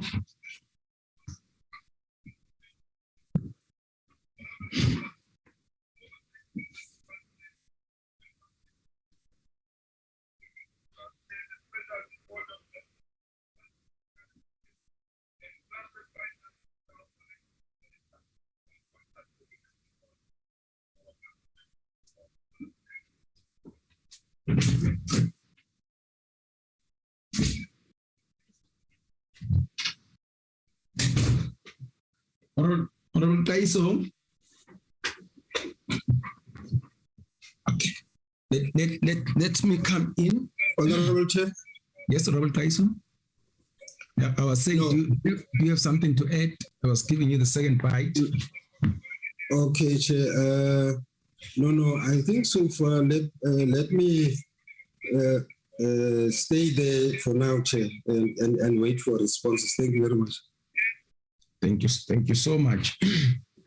Let me start by joining the oral members in thanking the presentation, and Dr. Mampo, the timing of the presentation couldn't have been better, as we are busy dealing with the bill. Honorable Kaiso, please mute all your gadgets. We still see you here. Okay. No, I was saying that the presentation by National Treasury couldn't have come at a better time, as we are busy dealing with the 2022 appropriation bill.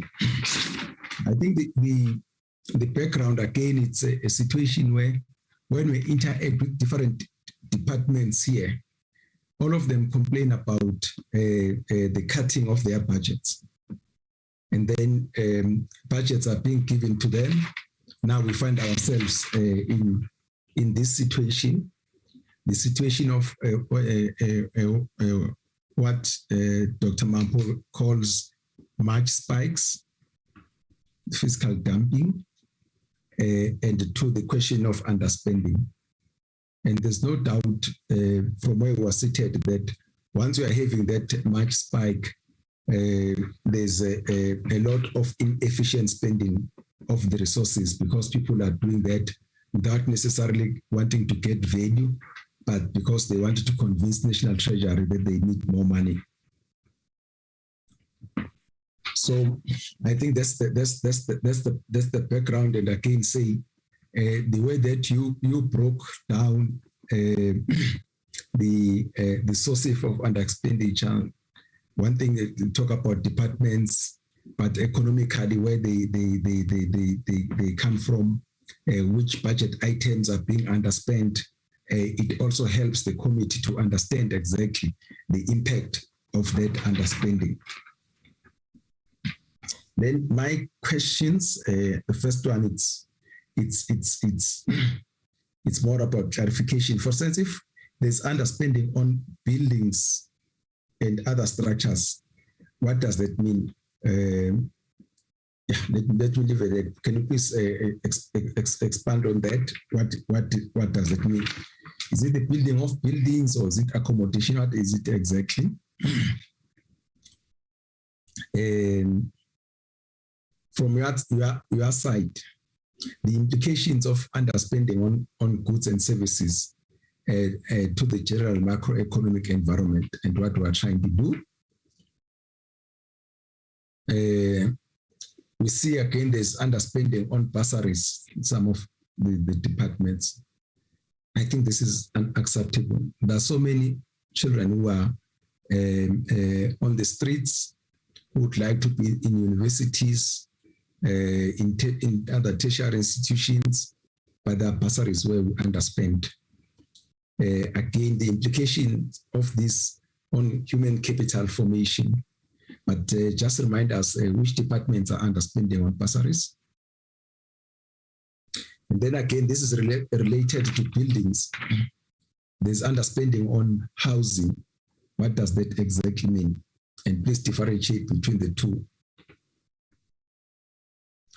And then your March spikes, Dr. Mampo, how is that related to the failure of some of the departments to pay service providers, especially the small businesses and the big companies within 30 days?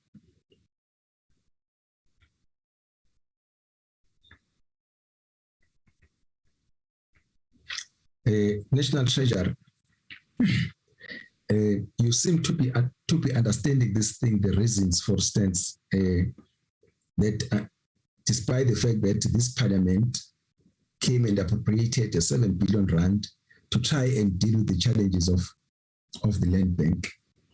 The main reason for parliament to do that was to enable the bank to continue performing its business. And its business is to fund farmers, and again, the domino effect of that, or the positive multiplier effects of doing that. But here we are getting, I don't call it reasons, I think these are excuses, that this thing is still not resolved. What must we say on this one? Can we have some definite time frames? This thing that the CEO has left, there's a new board and so on, I don't think it's selling with us. That institution, it's big. That thing can't depend on individuals. But if my memory serves me well, we had said before that we would like the shareholder minister and ministry to be involved in the resolution of this problem.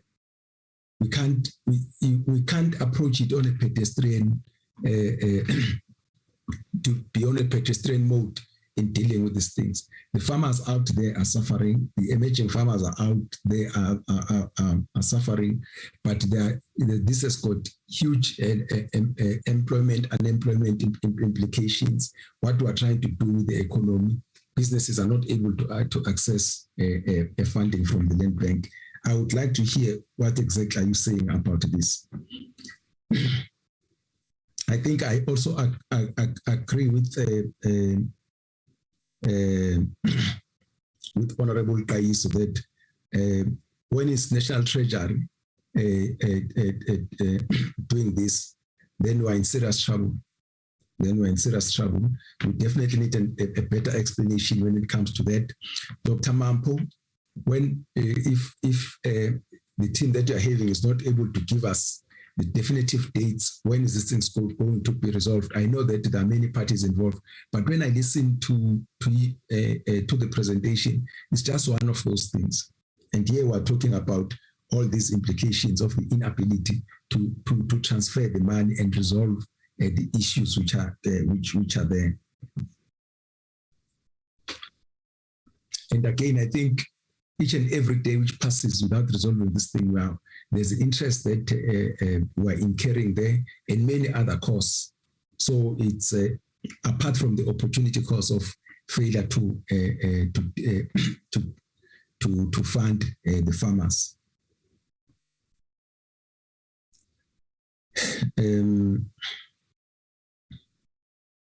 I think on ESCOM, Honorable Matafa has also touched about what has been going on in the media as far as irregular expenditure.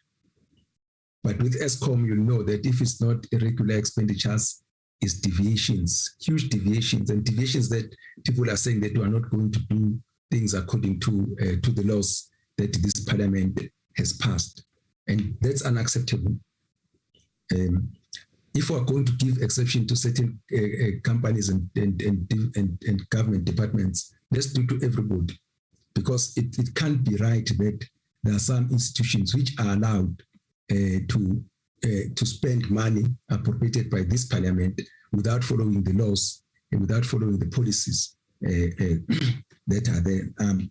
If that can be noted, because we definitely are not accepting that. But having said that, the success of all said and done, the success of Eskom will be measured by its capacity to deliver electricity and decrease frequency of load shedding. I think we know what that does. We know what that does to the economy in general. But again, there is this thing that time and again we say, well, Eskom is going to NERSA, is going to court, because, for instance, if you look at the using of diesel, which is above what the norm, but again, that increases the cost of generating electricity, and that get passed to the consumers again, with all the pressures that consumers are facing, the inefficiencies which are there, that are being passed to the consumers. It's double jeopardy. I'll tell you why. Because the recapitalization of Eskom comes from the taxpayers. It doesn't come from anybody else. But the very same taxpayers, again, after having had these irregular expenditures, the deviations, and again, we go back to the very same consumers to say they must pay higher rates for their electricity. That chokes the whole economy, so to speak.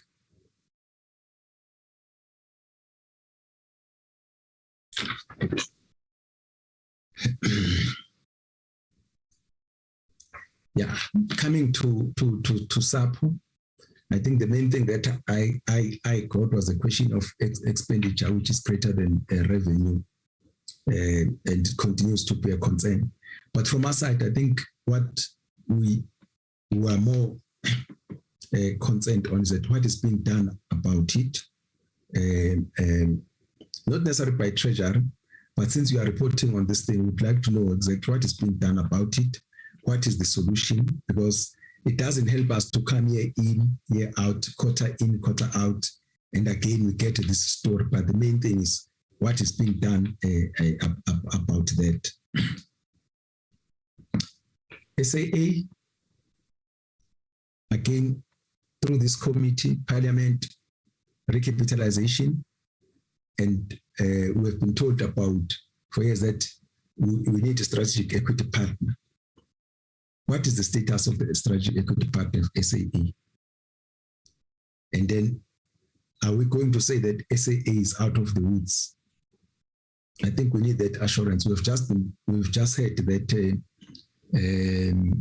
Kulula, I think and so on, then they've cancelled their flights. Are we going to hear a similar thing from SAA?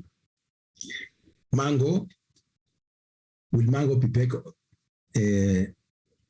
Will Mango fly again? And if so, when? I think that's again that's our main focus on these things. And then again, as you know, that there are airlines which are flying, which don't have recapitalization from government. Airlink, it's flying. FlySafe is in the air, and they're busy hemorrhaging the market share of both Mango and SAA. So my question is, how much of SAA and Mango market share have been hemorrhaged and taken by other airlines? I think Dr. Mampo, you will then decide who deals with what, and once you are finished with the responses, you'll bring back the meeting to me. Thank you very much. Thank you so much, Chairperson. Ravesh, let's start with all the SOC's questions, please. Thanks, Mampo. Thanks, Honorable Chair. I think we are going to get Jeff to respond on ESCOM. We're going to get Part 2 to respond on SAA, and then George on the post office. Thank you. Thank you, Honorable Chair and Honorable Members. If I may start with the comment by Honorable Mlenzana. I think we share his comment. We are equally concerned with ESCOM's reliance on the fiscus. Our intent is to see ESCOM being on a standalone basis, being able to honor its obligations. We are trying our level best to develop a solution that will assist ESCOM to stand on their own. We are certainly concerned. This is our preoccupation to ensure that at a particular point in time, ESCOM does turn around and is able to actually relieve the fiscus from the exposure that it sits with now. If I then move on to Honorable Matafa, the equity allocation, we must just state it, Honorable Matafa, that it's purely and ring fence to redeeming the debt and the interest. It's not used for any other ESCOM's expenditure. So our understanding and our regular monitoring of ESCOM is to ensure that the money goes to where it is intended. And if it were to actually go to something else, I think even the auditors will be able to pick it up, because this is a condition of that ESCOM needs to comply with, and that we monitor on a regular basis.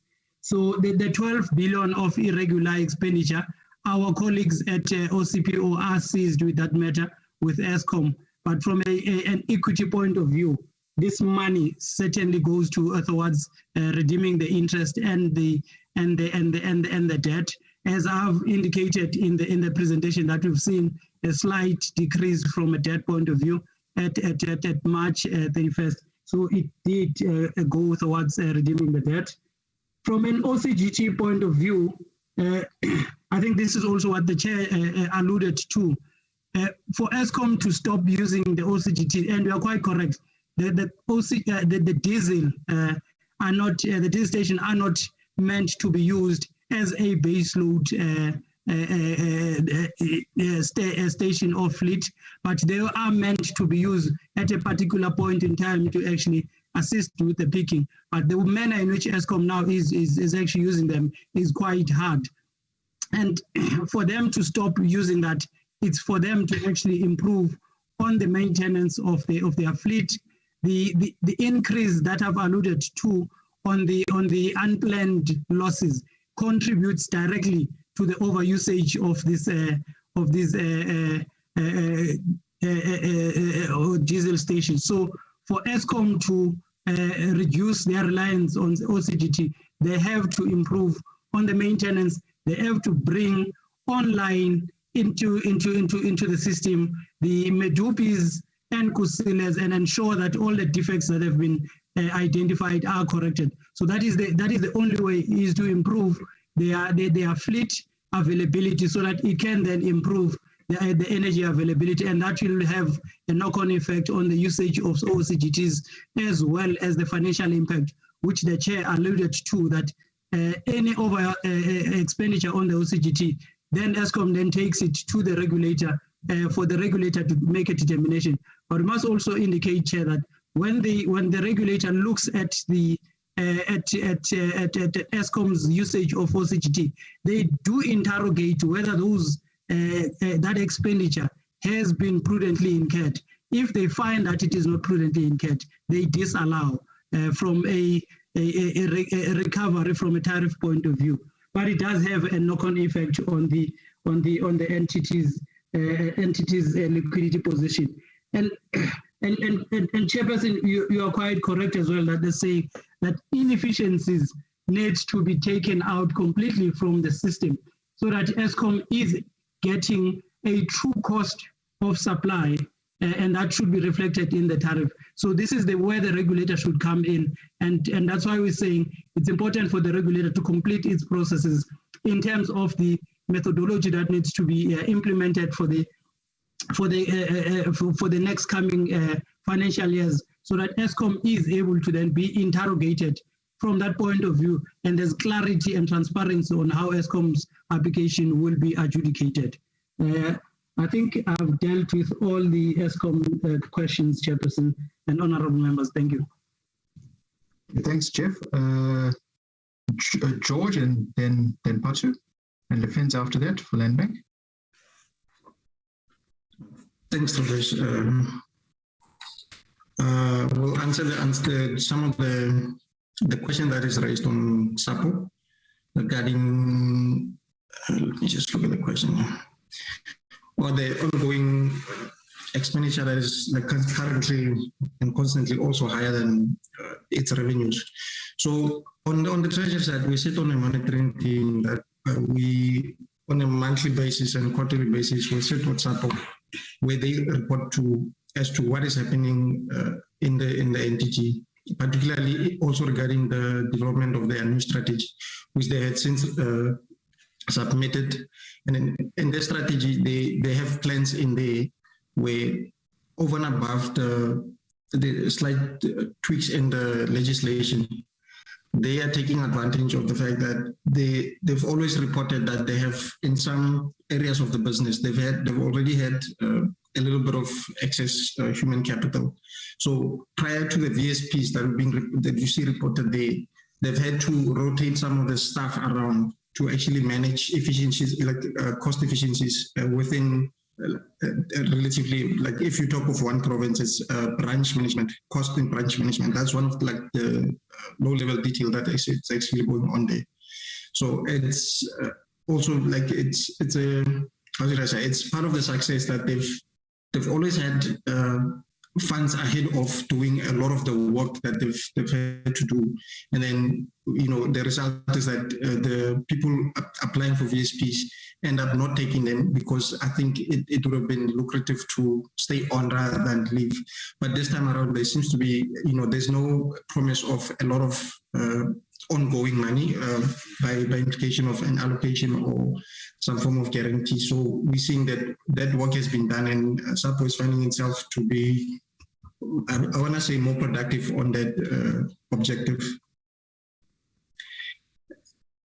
And that's the question on SAPO. Thanks, Thanks, George. Over to Patu. Thank you, Ramesh. Thank you, Chairperson. So I'll deal with the questions on SAA and Mango. The first question is around the SEP and when will this process be completed. So the DPE is running, the Department of Public Enterprises is, together with SAA, are running with the Strategic Equity Partner process. And we do not have an exact date on when that will be finalized, but there is ongoing interactions with between ourselves and them on a monthly basis. When we do have some sort of indication, we'll be able to provide feedback, but the DPE is better placed to deal with the timelines around the finalization of the SEP process. The second question is around the loss of market share by SAA and Mango. Obviously, there has been a loss of market share. Firstly, SAA is at the moment not operating any intercontinental flights. They have reduced their domestic operations, and obviously this has allowed other players to come in and fill in the gap in the market. But I mean, as we've seen, the passenger aviation industry operates on very low margins, and you have to make sure that you are able to operate efficiently and generate profits. Otherwise, you are going to make losses, just as we've seen with the example, Chairperson of ComAir, that you alluded to, that they had to now stop operations because they were operating on a loss-making basis. And in terms of are we going to see the same happening to SAA? I mean, our opinion is they've reduced their fixed cost base significantly. SAA has to ensure that they continue to operate on an efficient basis, that they prioritize financial sustainability at this present moment, so that they do not continue to pose a risk to the fiscus. Yeah, so Ramesh, I think on SAA and also the last question was on Mango, when will Mango resume operations? So the last tranche of funding for Mango was provided to the airline on the 31st of March of this financial year. And the purpose of that funding was to finalize the business rescue process and the restructuring of the airline. As the National Treasury at the moment, we do not have an exact date of when Mango will resume operations, or in what form and what, for instance, what routes they will be flying when operations are resumed. Thank you. Okay, thanks, Patu. And then Delphente, thanks. Thank you, Chair. To answer your question, I'll need to give a long-winded response, but it will address your question. If you remember very well, okay, let me start by saying we are very concerned with the slow pace at the land bank. And at some point, the minister had indicated when he was actually addressing the land bank to say that we need to find a solution to this fast. Otherwise, he'll have an option to take the 7 billion and give it to some other entity that belongs to the government to give to the farmers if land bank cannot resolve this. That's how the minister actually takes these matters very, very serious. So he was actually saying to the bank, don't give me an option to take this money away from you if you don't want to resolve this issue with the lenders. But if we have to go back and say, what was the land bank situation when it defaulted in 2020? What affected the land bank was a cross default. And as such, because it's a cross default, it basically means the lenders had the right to actually take or claim or attach the assets of the land bank to the value of the total debt. Now let's look at the numbers. Okay, I've opened a table here. In 2020 March, land bank was sitting at a total assets of 44.5 billion. The total debt was around 43 billion. Equity was 1.7 billion. And then other investments were about 2 billion. And the cash and cash equivalents were 700 million. Now, if you take these numbers, remember, land bank had actually defaulted, so the lenders had the powers to call or to basically liquidate the bank. Now, what we were trying to do was to negotiate with the lenders not to liquidate the bank, because if they could have liquidated the bank at that point, we would not be having the bank now, because every asset would have been taken by these lenders. And what we agreed with them was for us to negotiate on how best to deal with the situation in order to save the bank. And as we sit now, they still have the option to liquidate the bank, but they have not. And it's understandable that they demand certain things from the bank. Otherwise, I'm sure if we don't reach some form of an agreement at some point, the lenders will actually go the liquidation route, which would actually kill the bank completely. Defense. Okay. Yeah. So just on that one, so that you complete it, right? Yes. Are we incurring any costs in the meantime because of us not being able to resolve this issue, or it stopped somewhere? I'm sure you get my my drift. Yes. I want to, because I would like to. We're not necessarily incurring costs because of the negotiations that they are having with the bank. We're not necessarily incurring costs. But the only cost that we're having is that we are not being able to serve the sector. And as such, it becomes very difficult for land bank to generate revenue except to collect money that is owed to the land bank. So the sector is actually suffering. And this is the biggest cost that the government and South Africa is actually incurring. With regards to the lenders, the negotiations I have actually in a sense that we are actually have requested the lenders to basically stop from anything that they can do that will actually make life of the land bank very difficult. Otherwise, hence I was saying, if there was any, the lenders can actually go the cruel route. They would actually make us to incur very huge costs. But the problem, the thing is, these negotiations, we expect them, the lenders, to actually compromise, government to compromise and meet each other halfway. And the compromise that the land bank has actually, the government has made, was to actually provide land and the money. There's 3 billion that was given to the lenders, to land bank, and also the 7 billion that is supposed to go, which is costing government about 10 billion all in all to save the land bank. As we speak, lenders expect us to provide guarantees, and they also expect us to provide more recapitalization in order to make sure that they don't find themselves incurring losses. What they define as what you call tail risk, or what you can actually define in simple accounting terms, the credit risk. That's the situation that we are facing. And like I said earlier on, the minister has actually said to the land bank, and he has also made that statement to some representative of the lenders, that he's faced with a situation where if we don't resolve this issue, he'll have to decide what to do with the 7 billion. That's how we are. And that's how bad the situation is.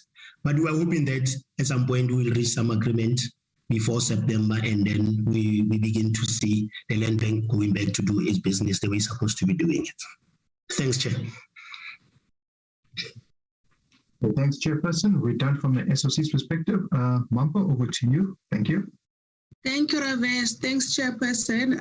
Chair, can I ask Ulrike, Lebu, and Rendani to deal with their sections, and then I will conclude with the rest of the questions. Thank you.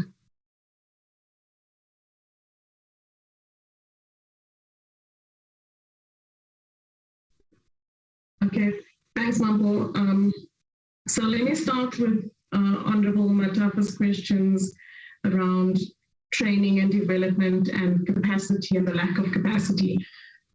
I suppose the other side of the coin, Honorable Matafa, would be around accountability and ensuring that when we have proper people who are properly skilled and employed, that they are held accountable for the work that they do. And where we fail to hold people accountable, we never identify the gaps around training and development to ensure that we have the right people in the jobs, and that they're doing their jobs and that they're doing their jobs well. So it's easy to have a training and development budget and not spend that budget when the system doesn't identify the gaps that managers need to be actively managing to ensure that that employees do what they need to do, when they need to do it, how they need to do it, and that they do it well, I suppose. So we can, so if we fail to hold people accountable across the value chain, and if managers aren't held accountable for the underperformance of people, then this is what happens. And until we fix the accountability side, I suppose we're never going to see the side that needs to ensure that we have a public service that excels. In relation to Honorable Kaiso's questions around the serial underspenders and the Department of Water and Sanitation specifically, and this might answer some of the questions in relation to invoices that are not being paid on time and the like. So one of the things that we need to do in the capital budgets of departments is that before invoice is paid for work that is undertaken, is to ensure that the work was undertaken in relation to the contract specifications, and that does take some time. And And maybe one of the things that we need to think about or assist the department in thinking about is how they manage in their contract management, how that is then managed relative to their budget, because this is going to be a serial problem. If you get an invoice from a service provider in the third or the second week of March, you have to go out on site, verify that the work was done, verify that the work was done to the specifications that it was, i.e. the pipe was made from the materials it said it was going to be made from, the pipe is as big as they said it should be, and all of those things. And as a result of that, you're always going to have invoices. The nature of the business is that you're always going to have a set of invoices that you won't pay until you are satisfied with the quality of the work that is being produced. What we don't want is for somebody to just say, oh, here's a rush of invoices in the last 2 weeks of the financial year to pay it, and then we have to deal with shoddy workmanship and the like. So I think with the Department of Water and Sanitation, and I think it's like that with all, in fact, actually with the entire capital budgets. Honorable Chair, you were asking what is buildings and other fixed structures. It's the capital spending.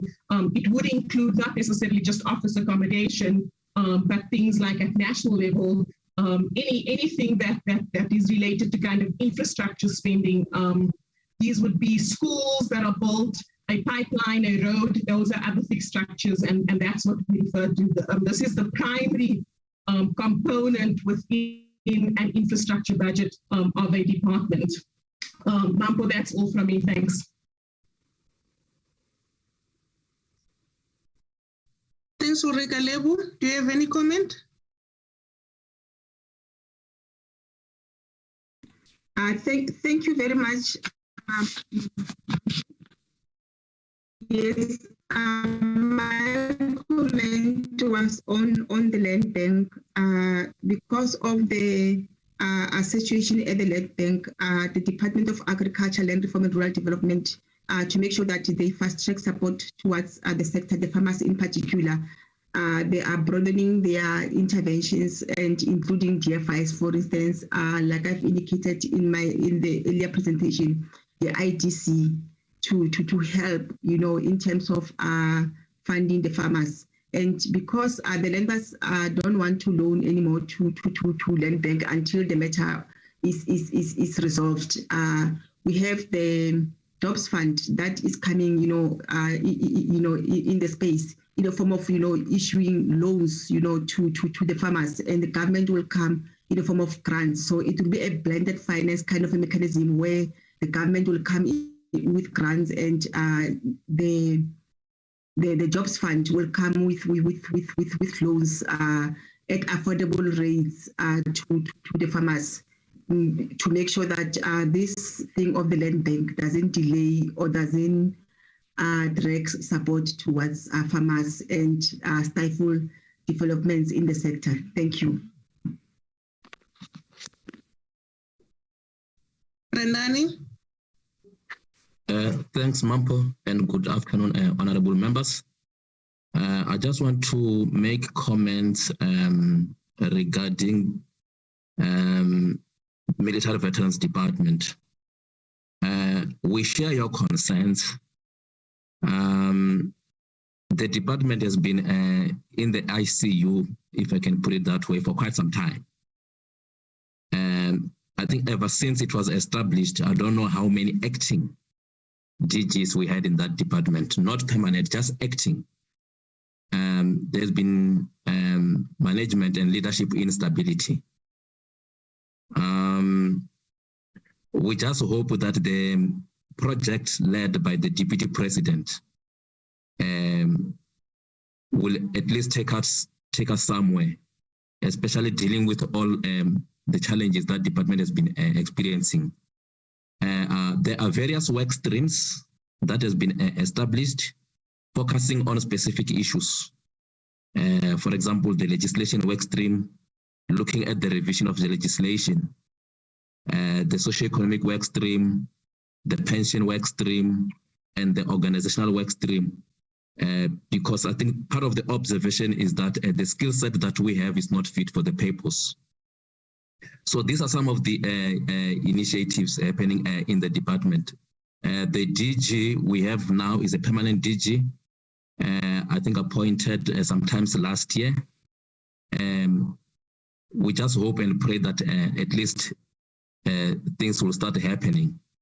So sometimes when things like this happens, we also begin to ask ourselves as to whether the way the department is structured, is it structured correctly? Was it supposed to be a department, or was it supposed to be something else? Because most of the acting appointments were from defense, and we begin to say perhaps this department, it was not supposed to be a department, but perhaps maybe a unit within defense, which was still going to deliver all the benefits as legislated. This is not going to take away any benefits as legislated in law. Chairperson, you also raised a question around buildings and other fixed structures. What does underspending mean? So what it means is that something didn't happen. For example, a court which we should have maintained, it was not maintained, meaning that by the time we get there, for us to maintain it, it won't be maintenance anymore. Perhaps it's going to be rehabilitation, or it's no longer fit for occupation, then we condemn it. A police station which we should have completed maybe this year, it will be completed maybe in the following financial year, maybe at a higher cost than currently budgeted for. That's in simple terms what it means. I'll end here. Thanks, Chairperson and honorable members. Thank you, Rendani. Thanks to the team. So, Chairperson, just in terms of underspending, I think it's only fair that I assist the committee in dwelling into this underspending. So there are two types of underspending that we look at as the Treasury. The first one is an underspending because of savings that the departments have incurred. So, for example, if the departments continued with the cost containment or having virtual meetings and not spending money on catering, travel and subsistence, that type of underspending is welcome because it means the departments are now efficiently and effectively using their funding. But there's also the underspending that is a big problem, and that underspending would be underspending that results in lesser service delivery than what would have been if the department would have spent the money. The reasons for that, Chairperson and honorable members, vary completely from department to department, but what we basically pick up is that there are issues where the service delivery model is a problem. And one of those examples would be the Defence Force wanting to manage their own buildings, but the buildings are managed by Public Works. You know, the efficiency there, can the Defence Force do better? I mean, one will have to see if these services will go back to the Defence Force, but the service delivery model can have an impact on another department's ability to spend the funds.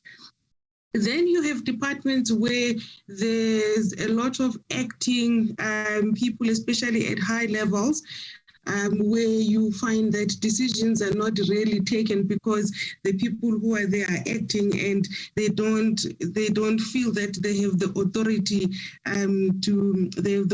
to do this.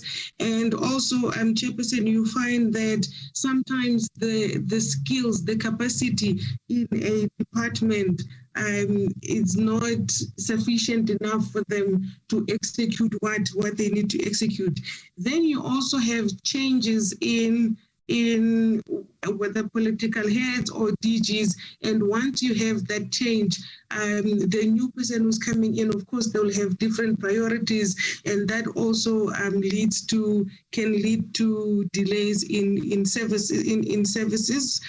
The other one that we're going to deal with, Chairperson, unfortunately, will be the Concord judgment and the fact that there were other departments and provinces who didn't procure any goods because of that concord. So this year in 2022-23, in the first couple of months, we might see underspending, and that's not because the departments were inefficient or they couldn't spend. It's just that entire court case and the what it meant and the interpretation of it could have impacted other departments' ability to spend. So there's those things that tend to affect the underspending. And another one that we're picking up, Chairperson, which is a controversial one, is whether we appoint the people who have the relevant skills at this relevant position, because it doesn't help to have people in positions, but they cannot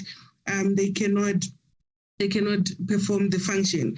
So those are just the reasons for this underspending when group them into different categories. So the biggest question, Chairperson, that we always think about before we even come and appear in this committee is, we know that the committee would want to understand what is it that we are doing to assist the departments to avoid some of this underspending. And the one thing that we continue to do, Chairperson, would be the monthly monitoring of the department spending. And we always highlight some of these issues that we're picking up during the course of the year, where we can see that departments are not spending.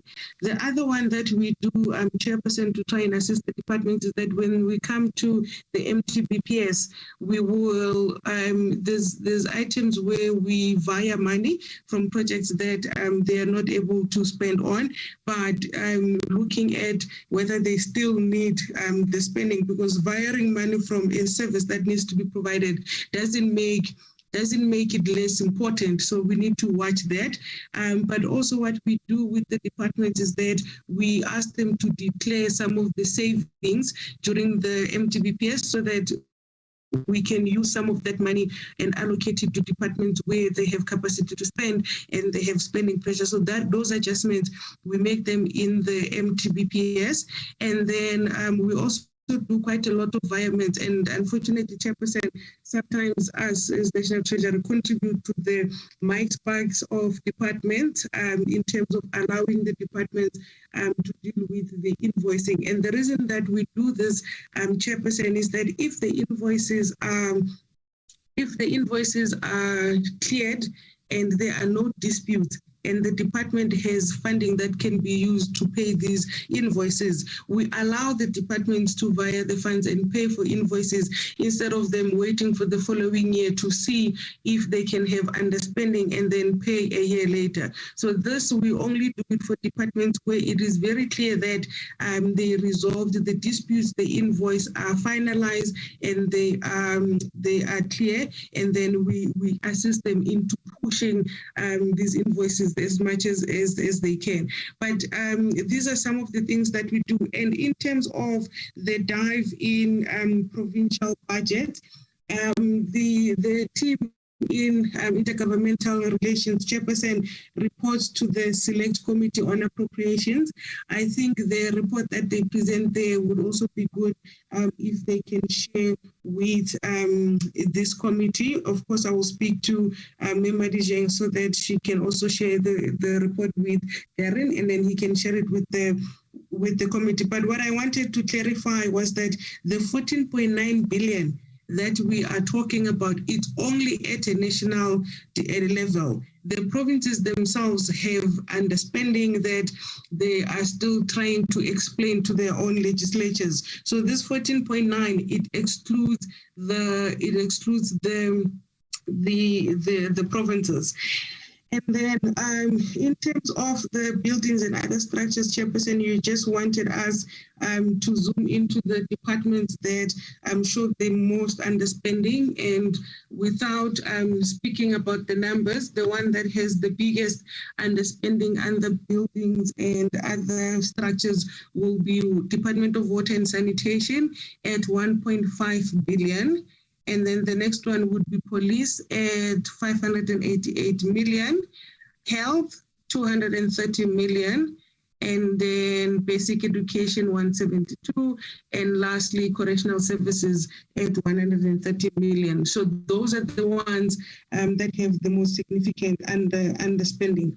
And then the housing item, Chairperson, that you see on slide 10, basically this is just the item that was there where in the past when government was still providing housing, but the money that was there was only 70 million. And after speaking to the data team, we think that was a misclassification. So in the next report, we definitely remove this housing item because it's no longer relevant for reporting. And the spike or the link between the mic spike and failure to pay within 30 days, I mean, that is possible, Chairperson, because as you saw, there's a lot of invoices that come in March. But as I said, allowing the departments to do the environment tends to assist greatly in dealing with some of these invoices, because what we don't want is to have accumulated invoices over years where the departments then at the end are unable to deal with all of these undisputed invoices. Chairperson, I think we covered most of the comments and the questions from the committee. Thank you so much, Chair.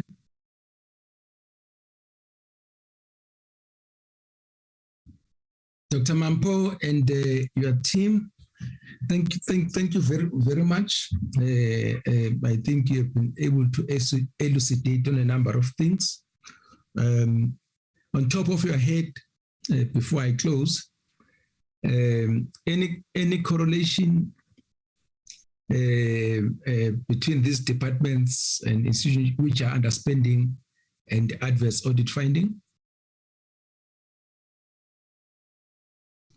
For some, Chairperson, but it's not illegal to underspend. That's the problem.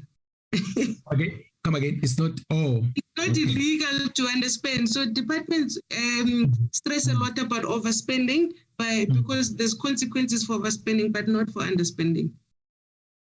Okay. You can see that creates a problem for service delivery, Robin. Yes, Chair. Yes, it does. Okay. Honourable members, thank you so much for engaging with the National Treasurer. National Treasurer, today you are an embedded department in the committee. We've been with you the whole day.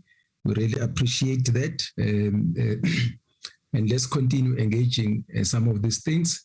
And we were quite aware that some of these things, they've got definitely their own managers and so on and departments somewhere. So when we pose these questions with you, it's because we are using you as our courier to engage with those departments and institutions who are guilty of this or that. So, and again, I think you have made the point many times, Team Treasurer, that you can do so much. These departments have got their own accounting authorities. They've got their own executives. Some of them have got their own boards and so on. And that's where the buck should stop. And even their own political heads. So we do take that into consideration. But we are not going to let you also go away without knowing how we feel with some of these things. And I think we should find a way ourselves of saying, how do we take these things forward? I think what one appreciates is that we are able to deal with these issues, right?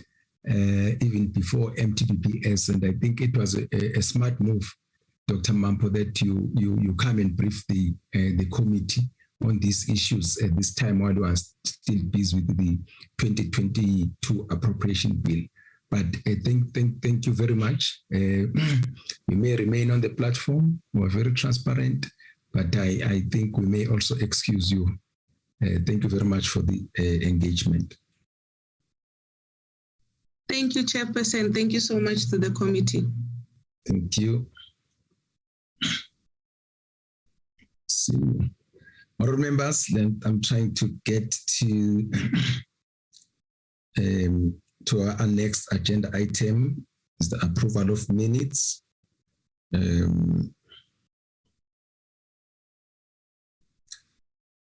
Yes, are we looking at the minutes of the 20th of May, 2022? Yes. Honourable members, the minutes of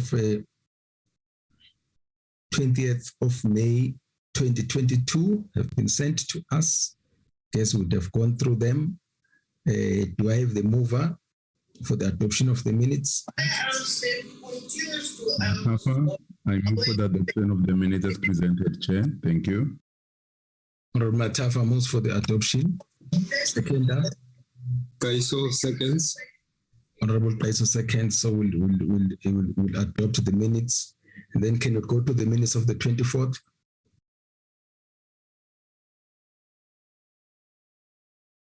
Mover.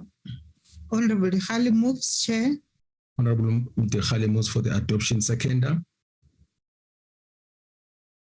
Do I have a seconder for Honourable Dechale? I second, Comrade Chair, Matafa.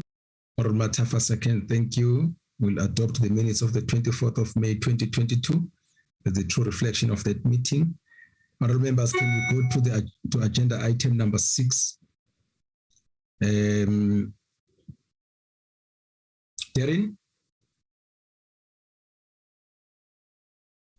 Agenda item yes, number, Chairperson. Agenda item number 6.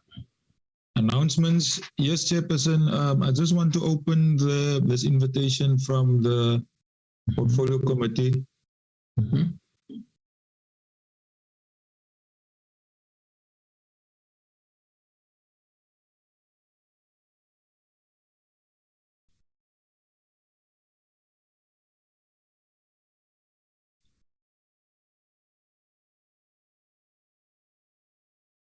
I hope everybody can see it.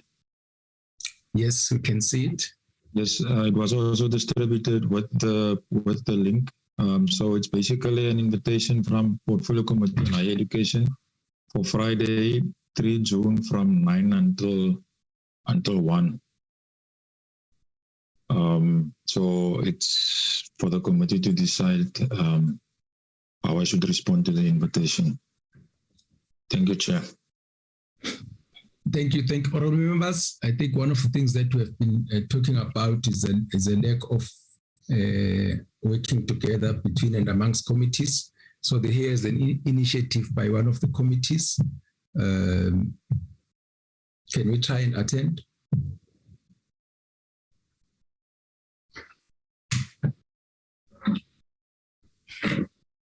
Honourable members.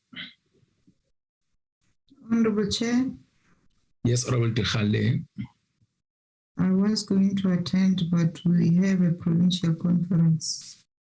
That's fine, Honourable Dechale. I just need a principal, not necessarily individuals. I think we'll make the different apologies. But we know what you are saying, but I just want to check what the feeling is. And I said one of the reasons that we have had, and I think it's a valid one, is that committees work in silos and some of these things. Honourable Chair. On that note, then I support the invitation, and I would want to encourage the committee to go and attend. Okay, thank you. Honourable members. Yes, any counter suggestion? Honourable Kaiso? No, agreed. Thank you. So, honourable members, I think generally, obvious people may be having their some of the things which may make it impossible for them, but on principle, we are encouraged to come and to go and attend this meeting. Thank you. Any other announcement, Darren? Where are we now with the appropriation bill? Chairperson, now we are entering the report drafting stage.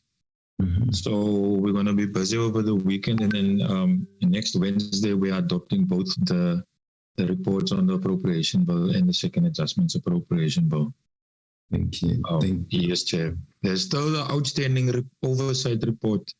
We still need to decide what we are going to do with that one. I think let's prioritize the two bills, the reports of the two bills, and once we are done with that, then you'll continue working on the oversight report, right? And it would be good if we are able to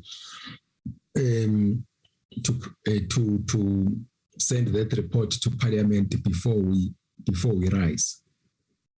Okay, so that we know that we are done with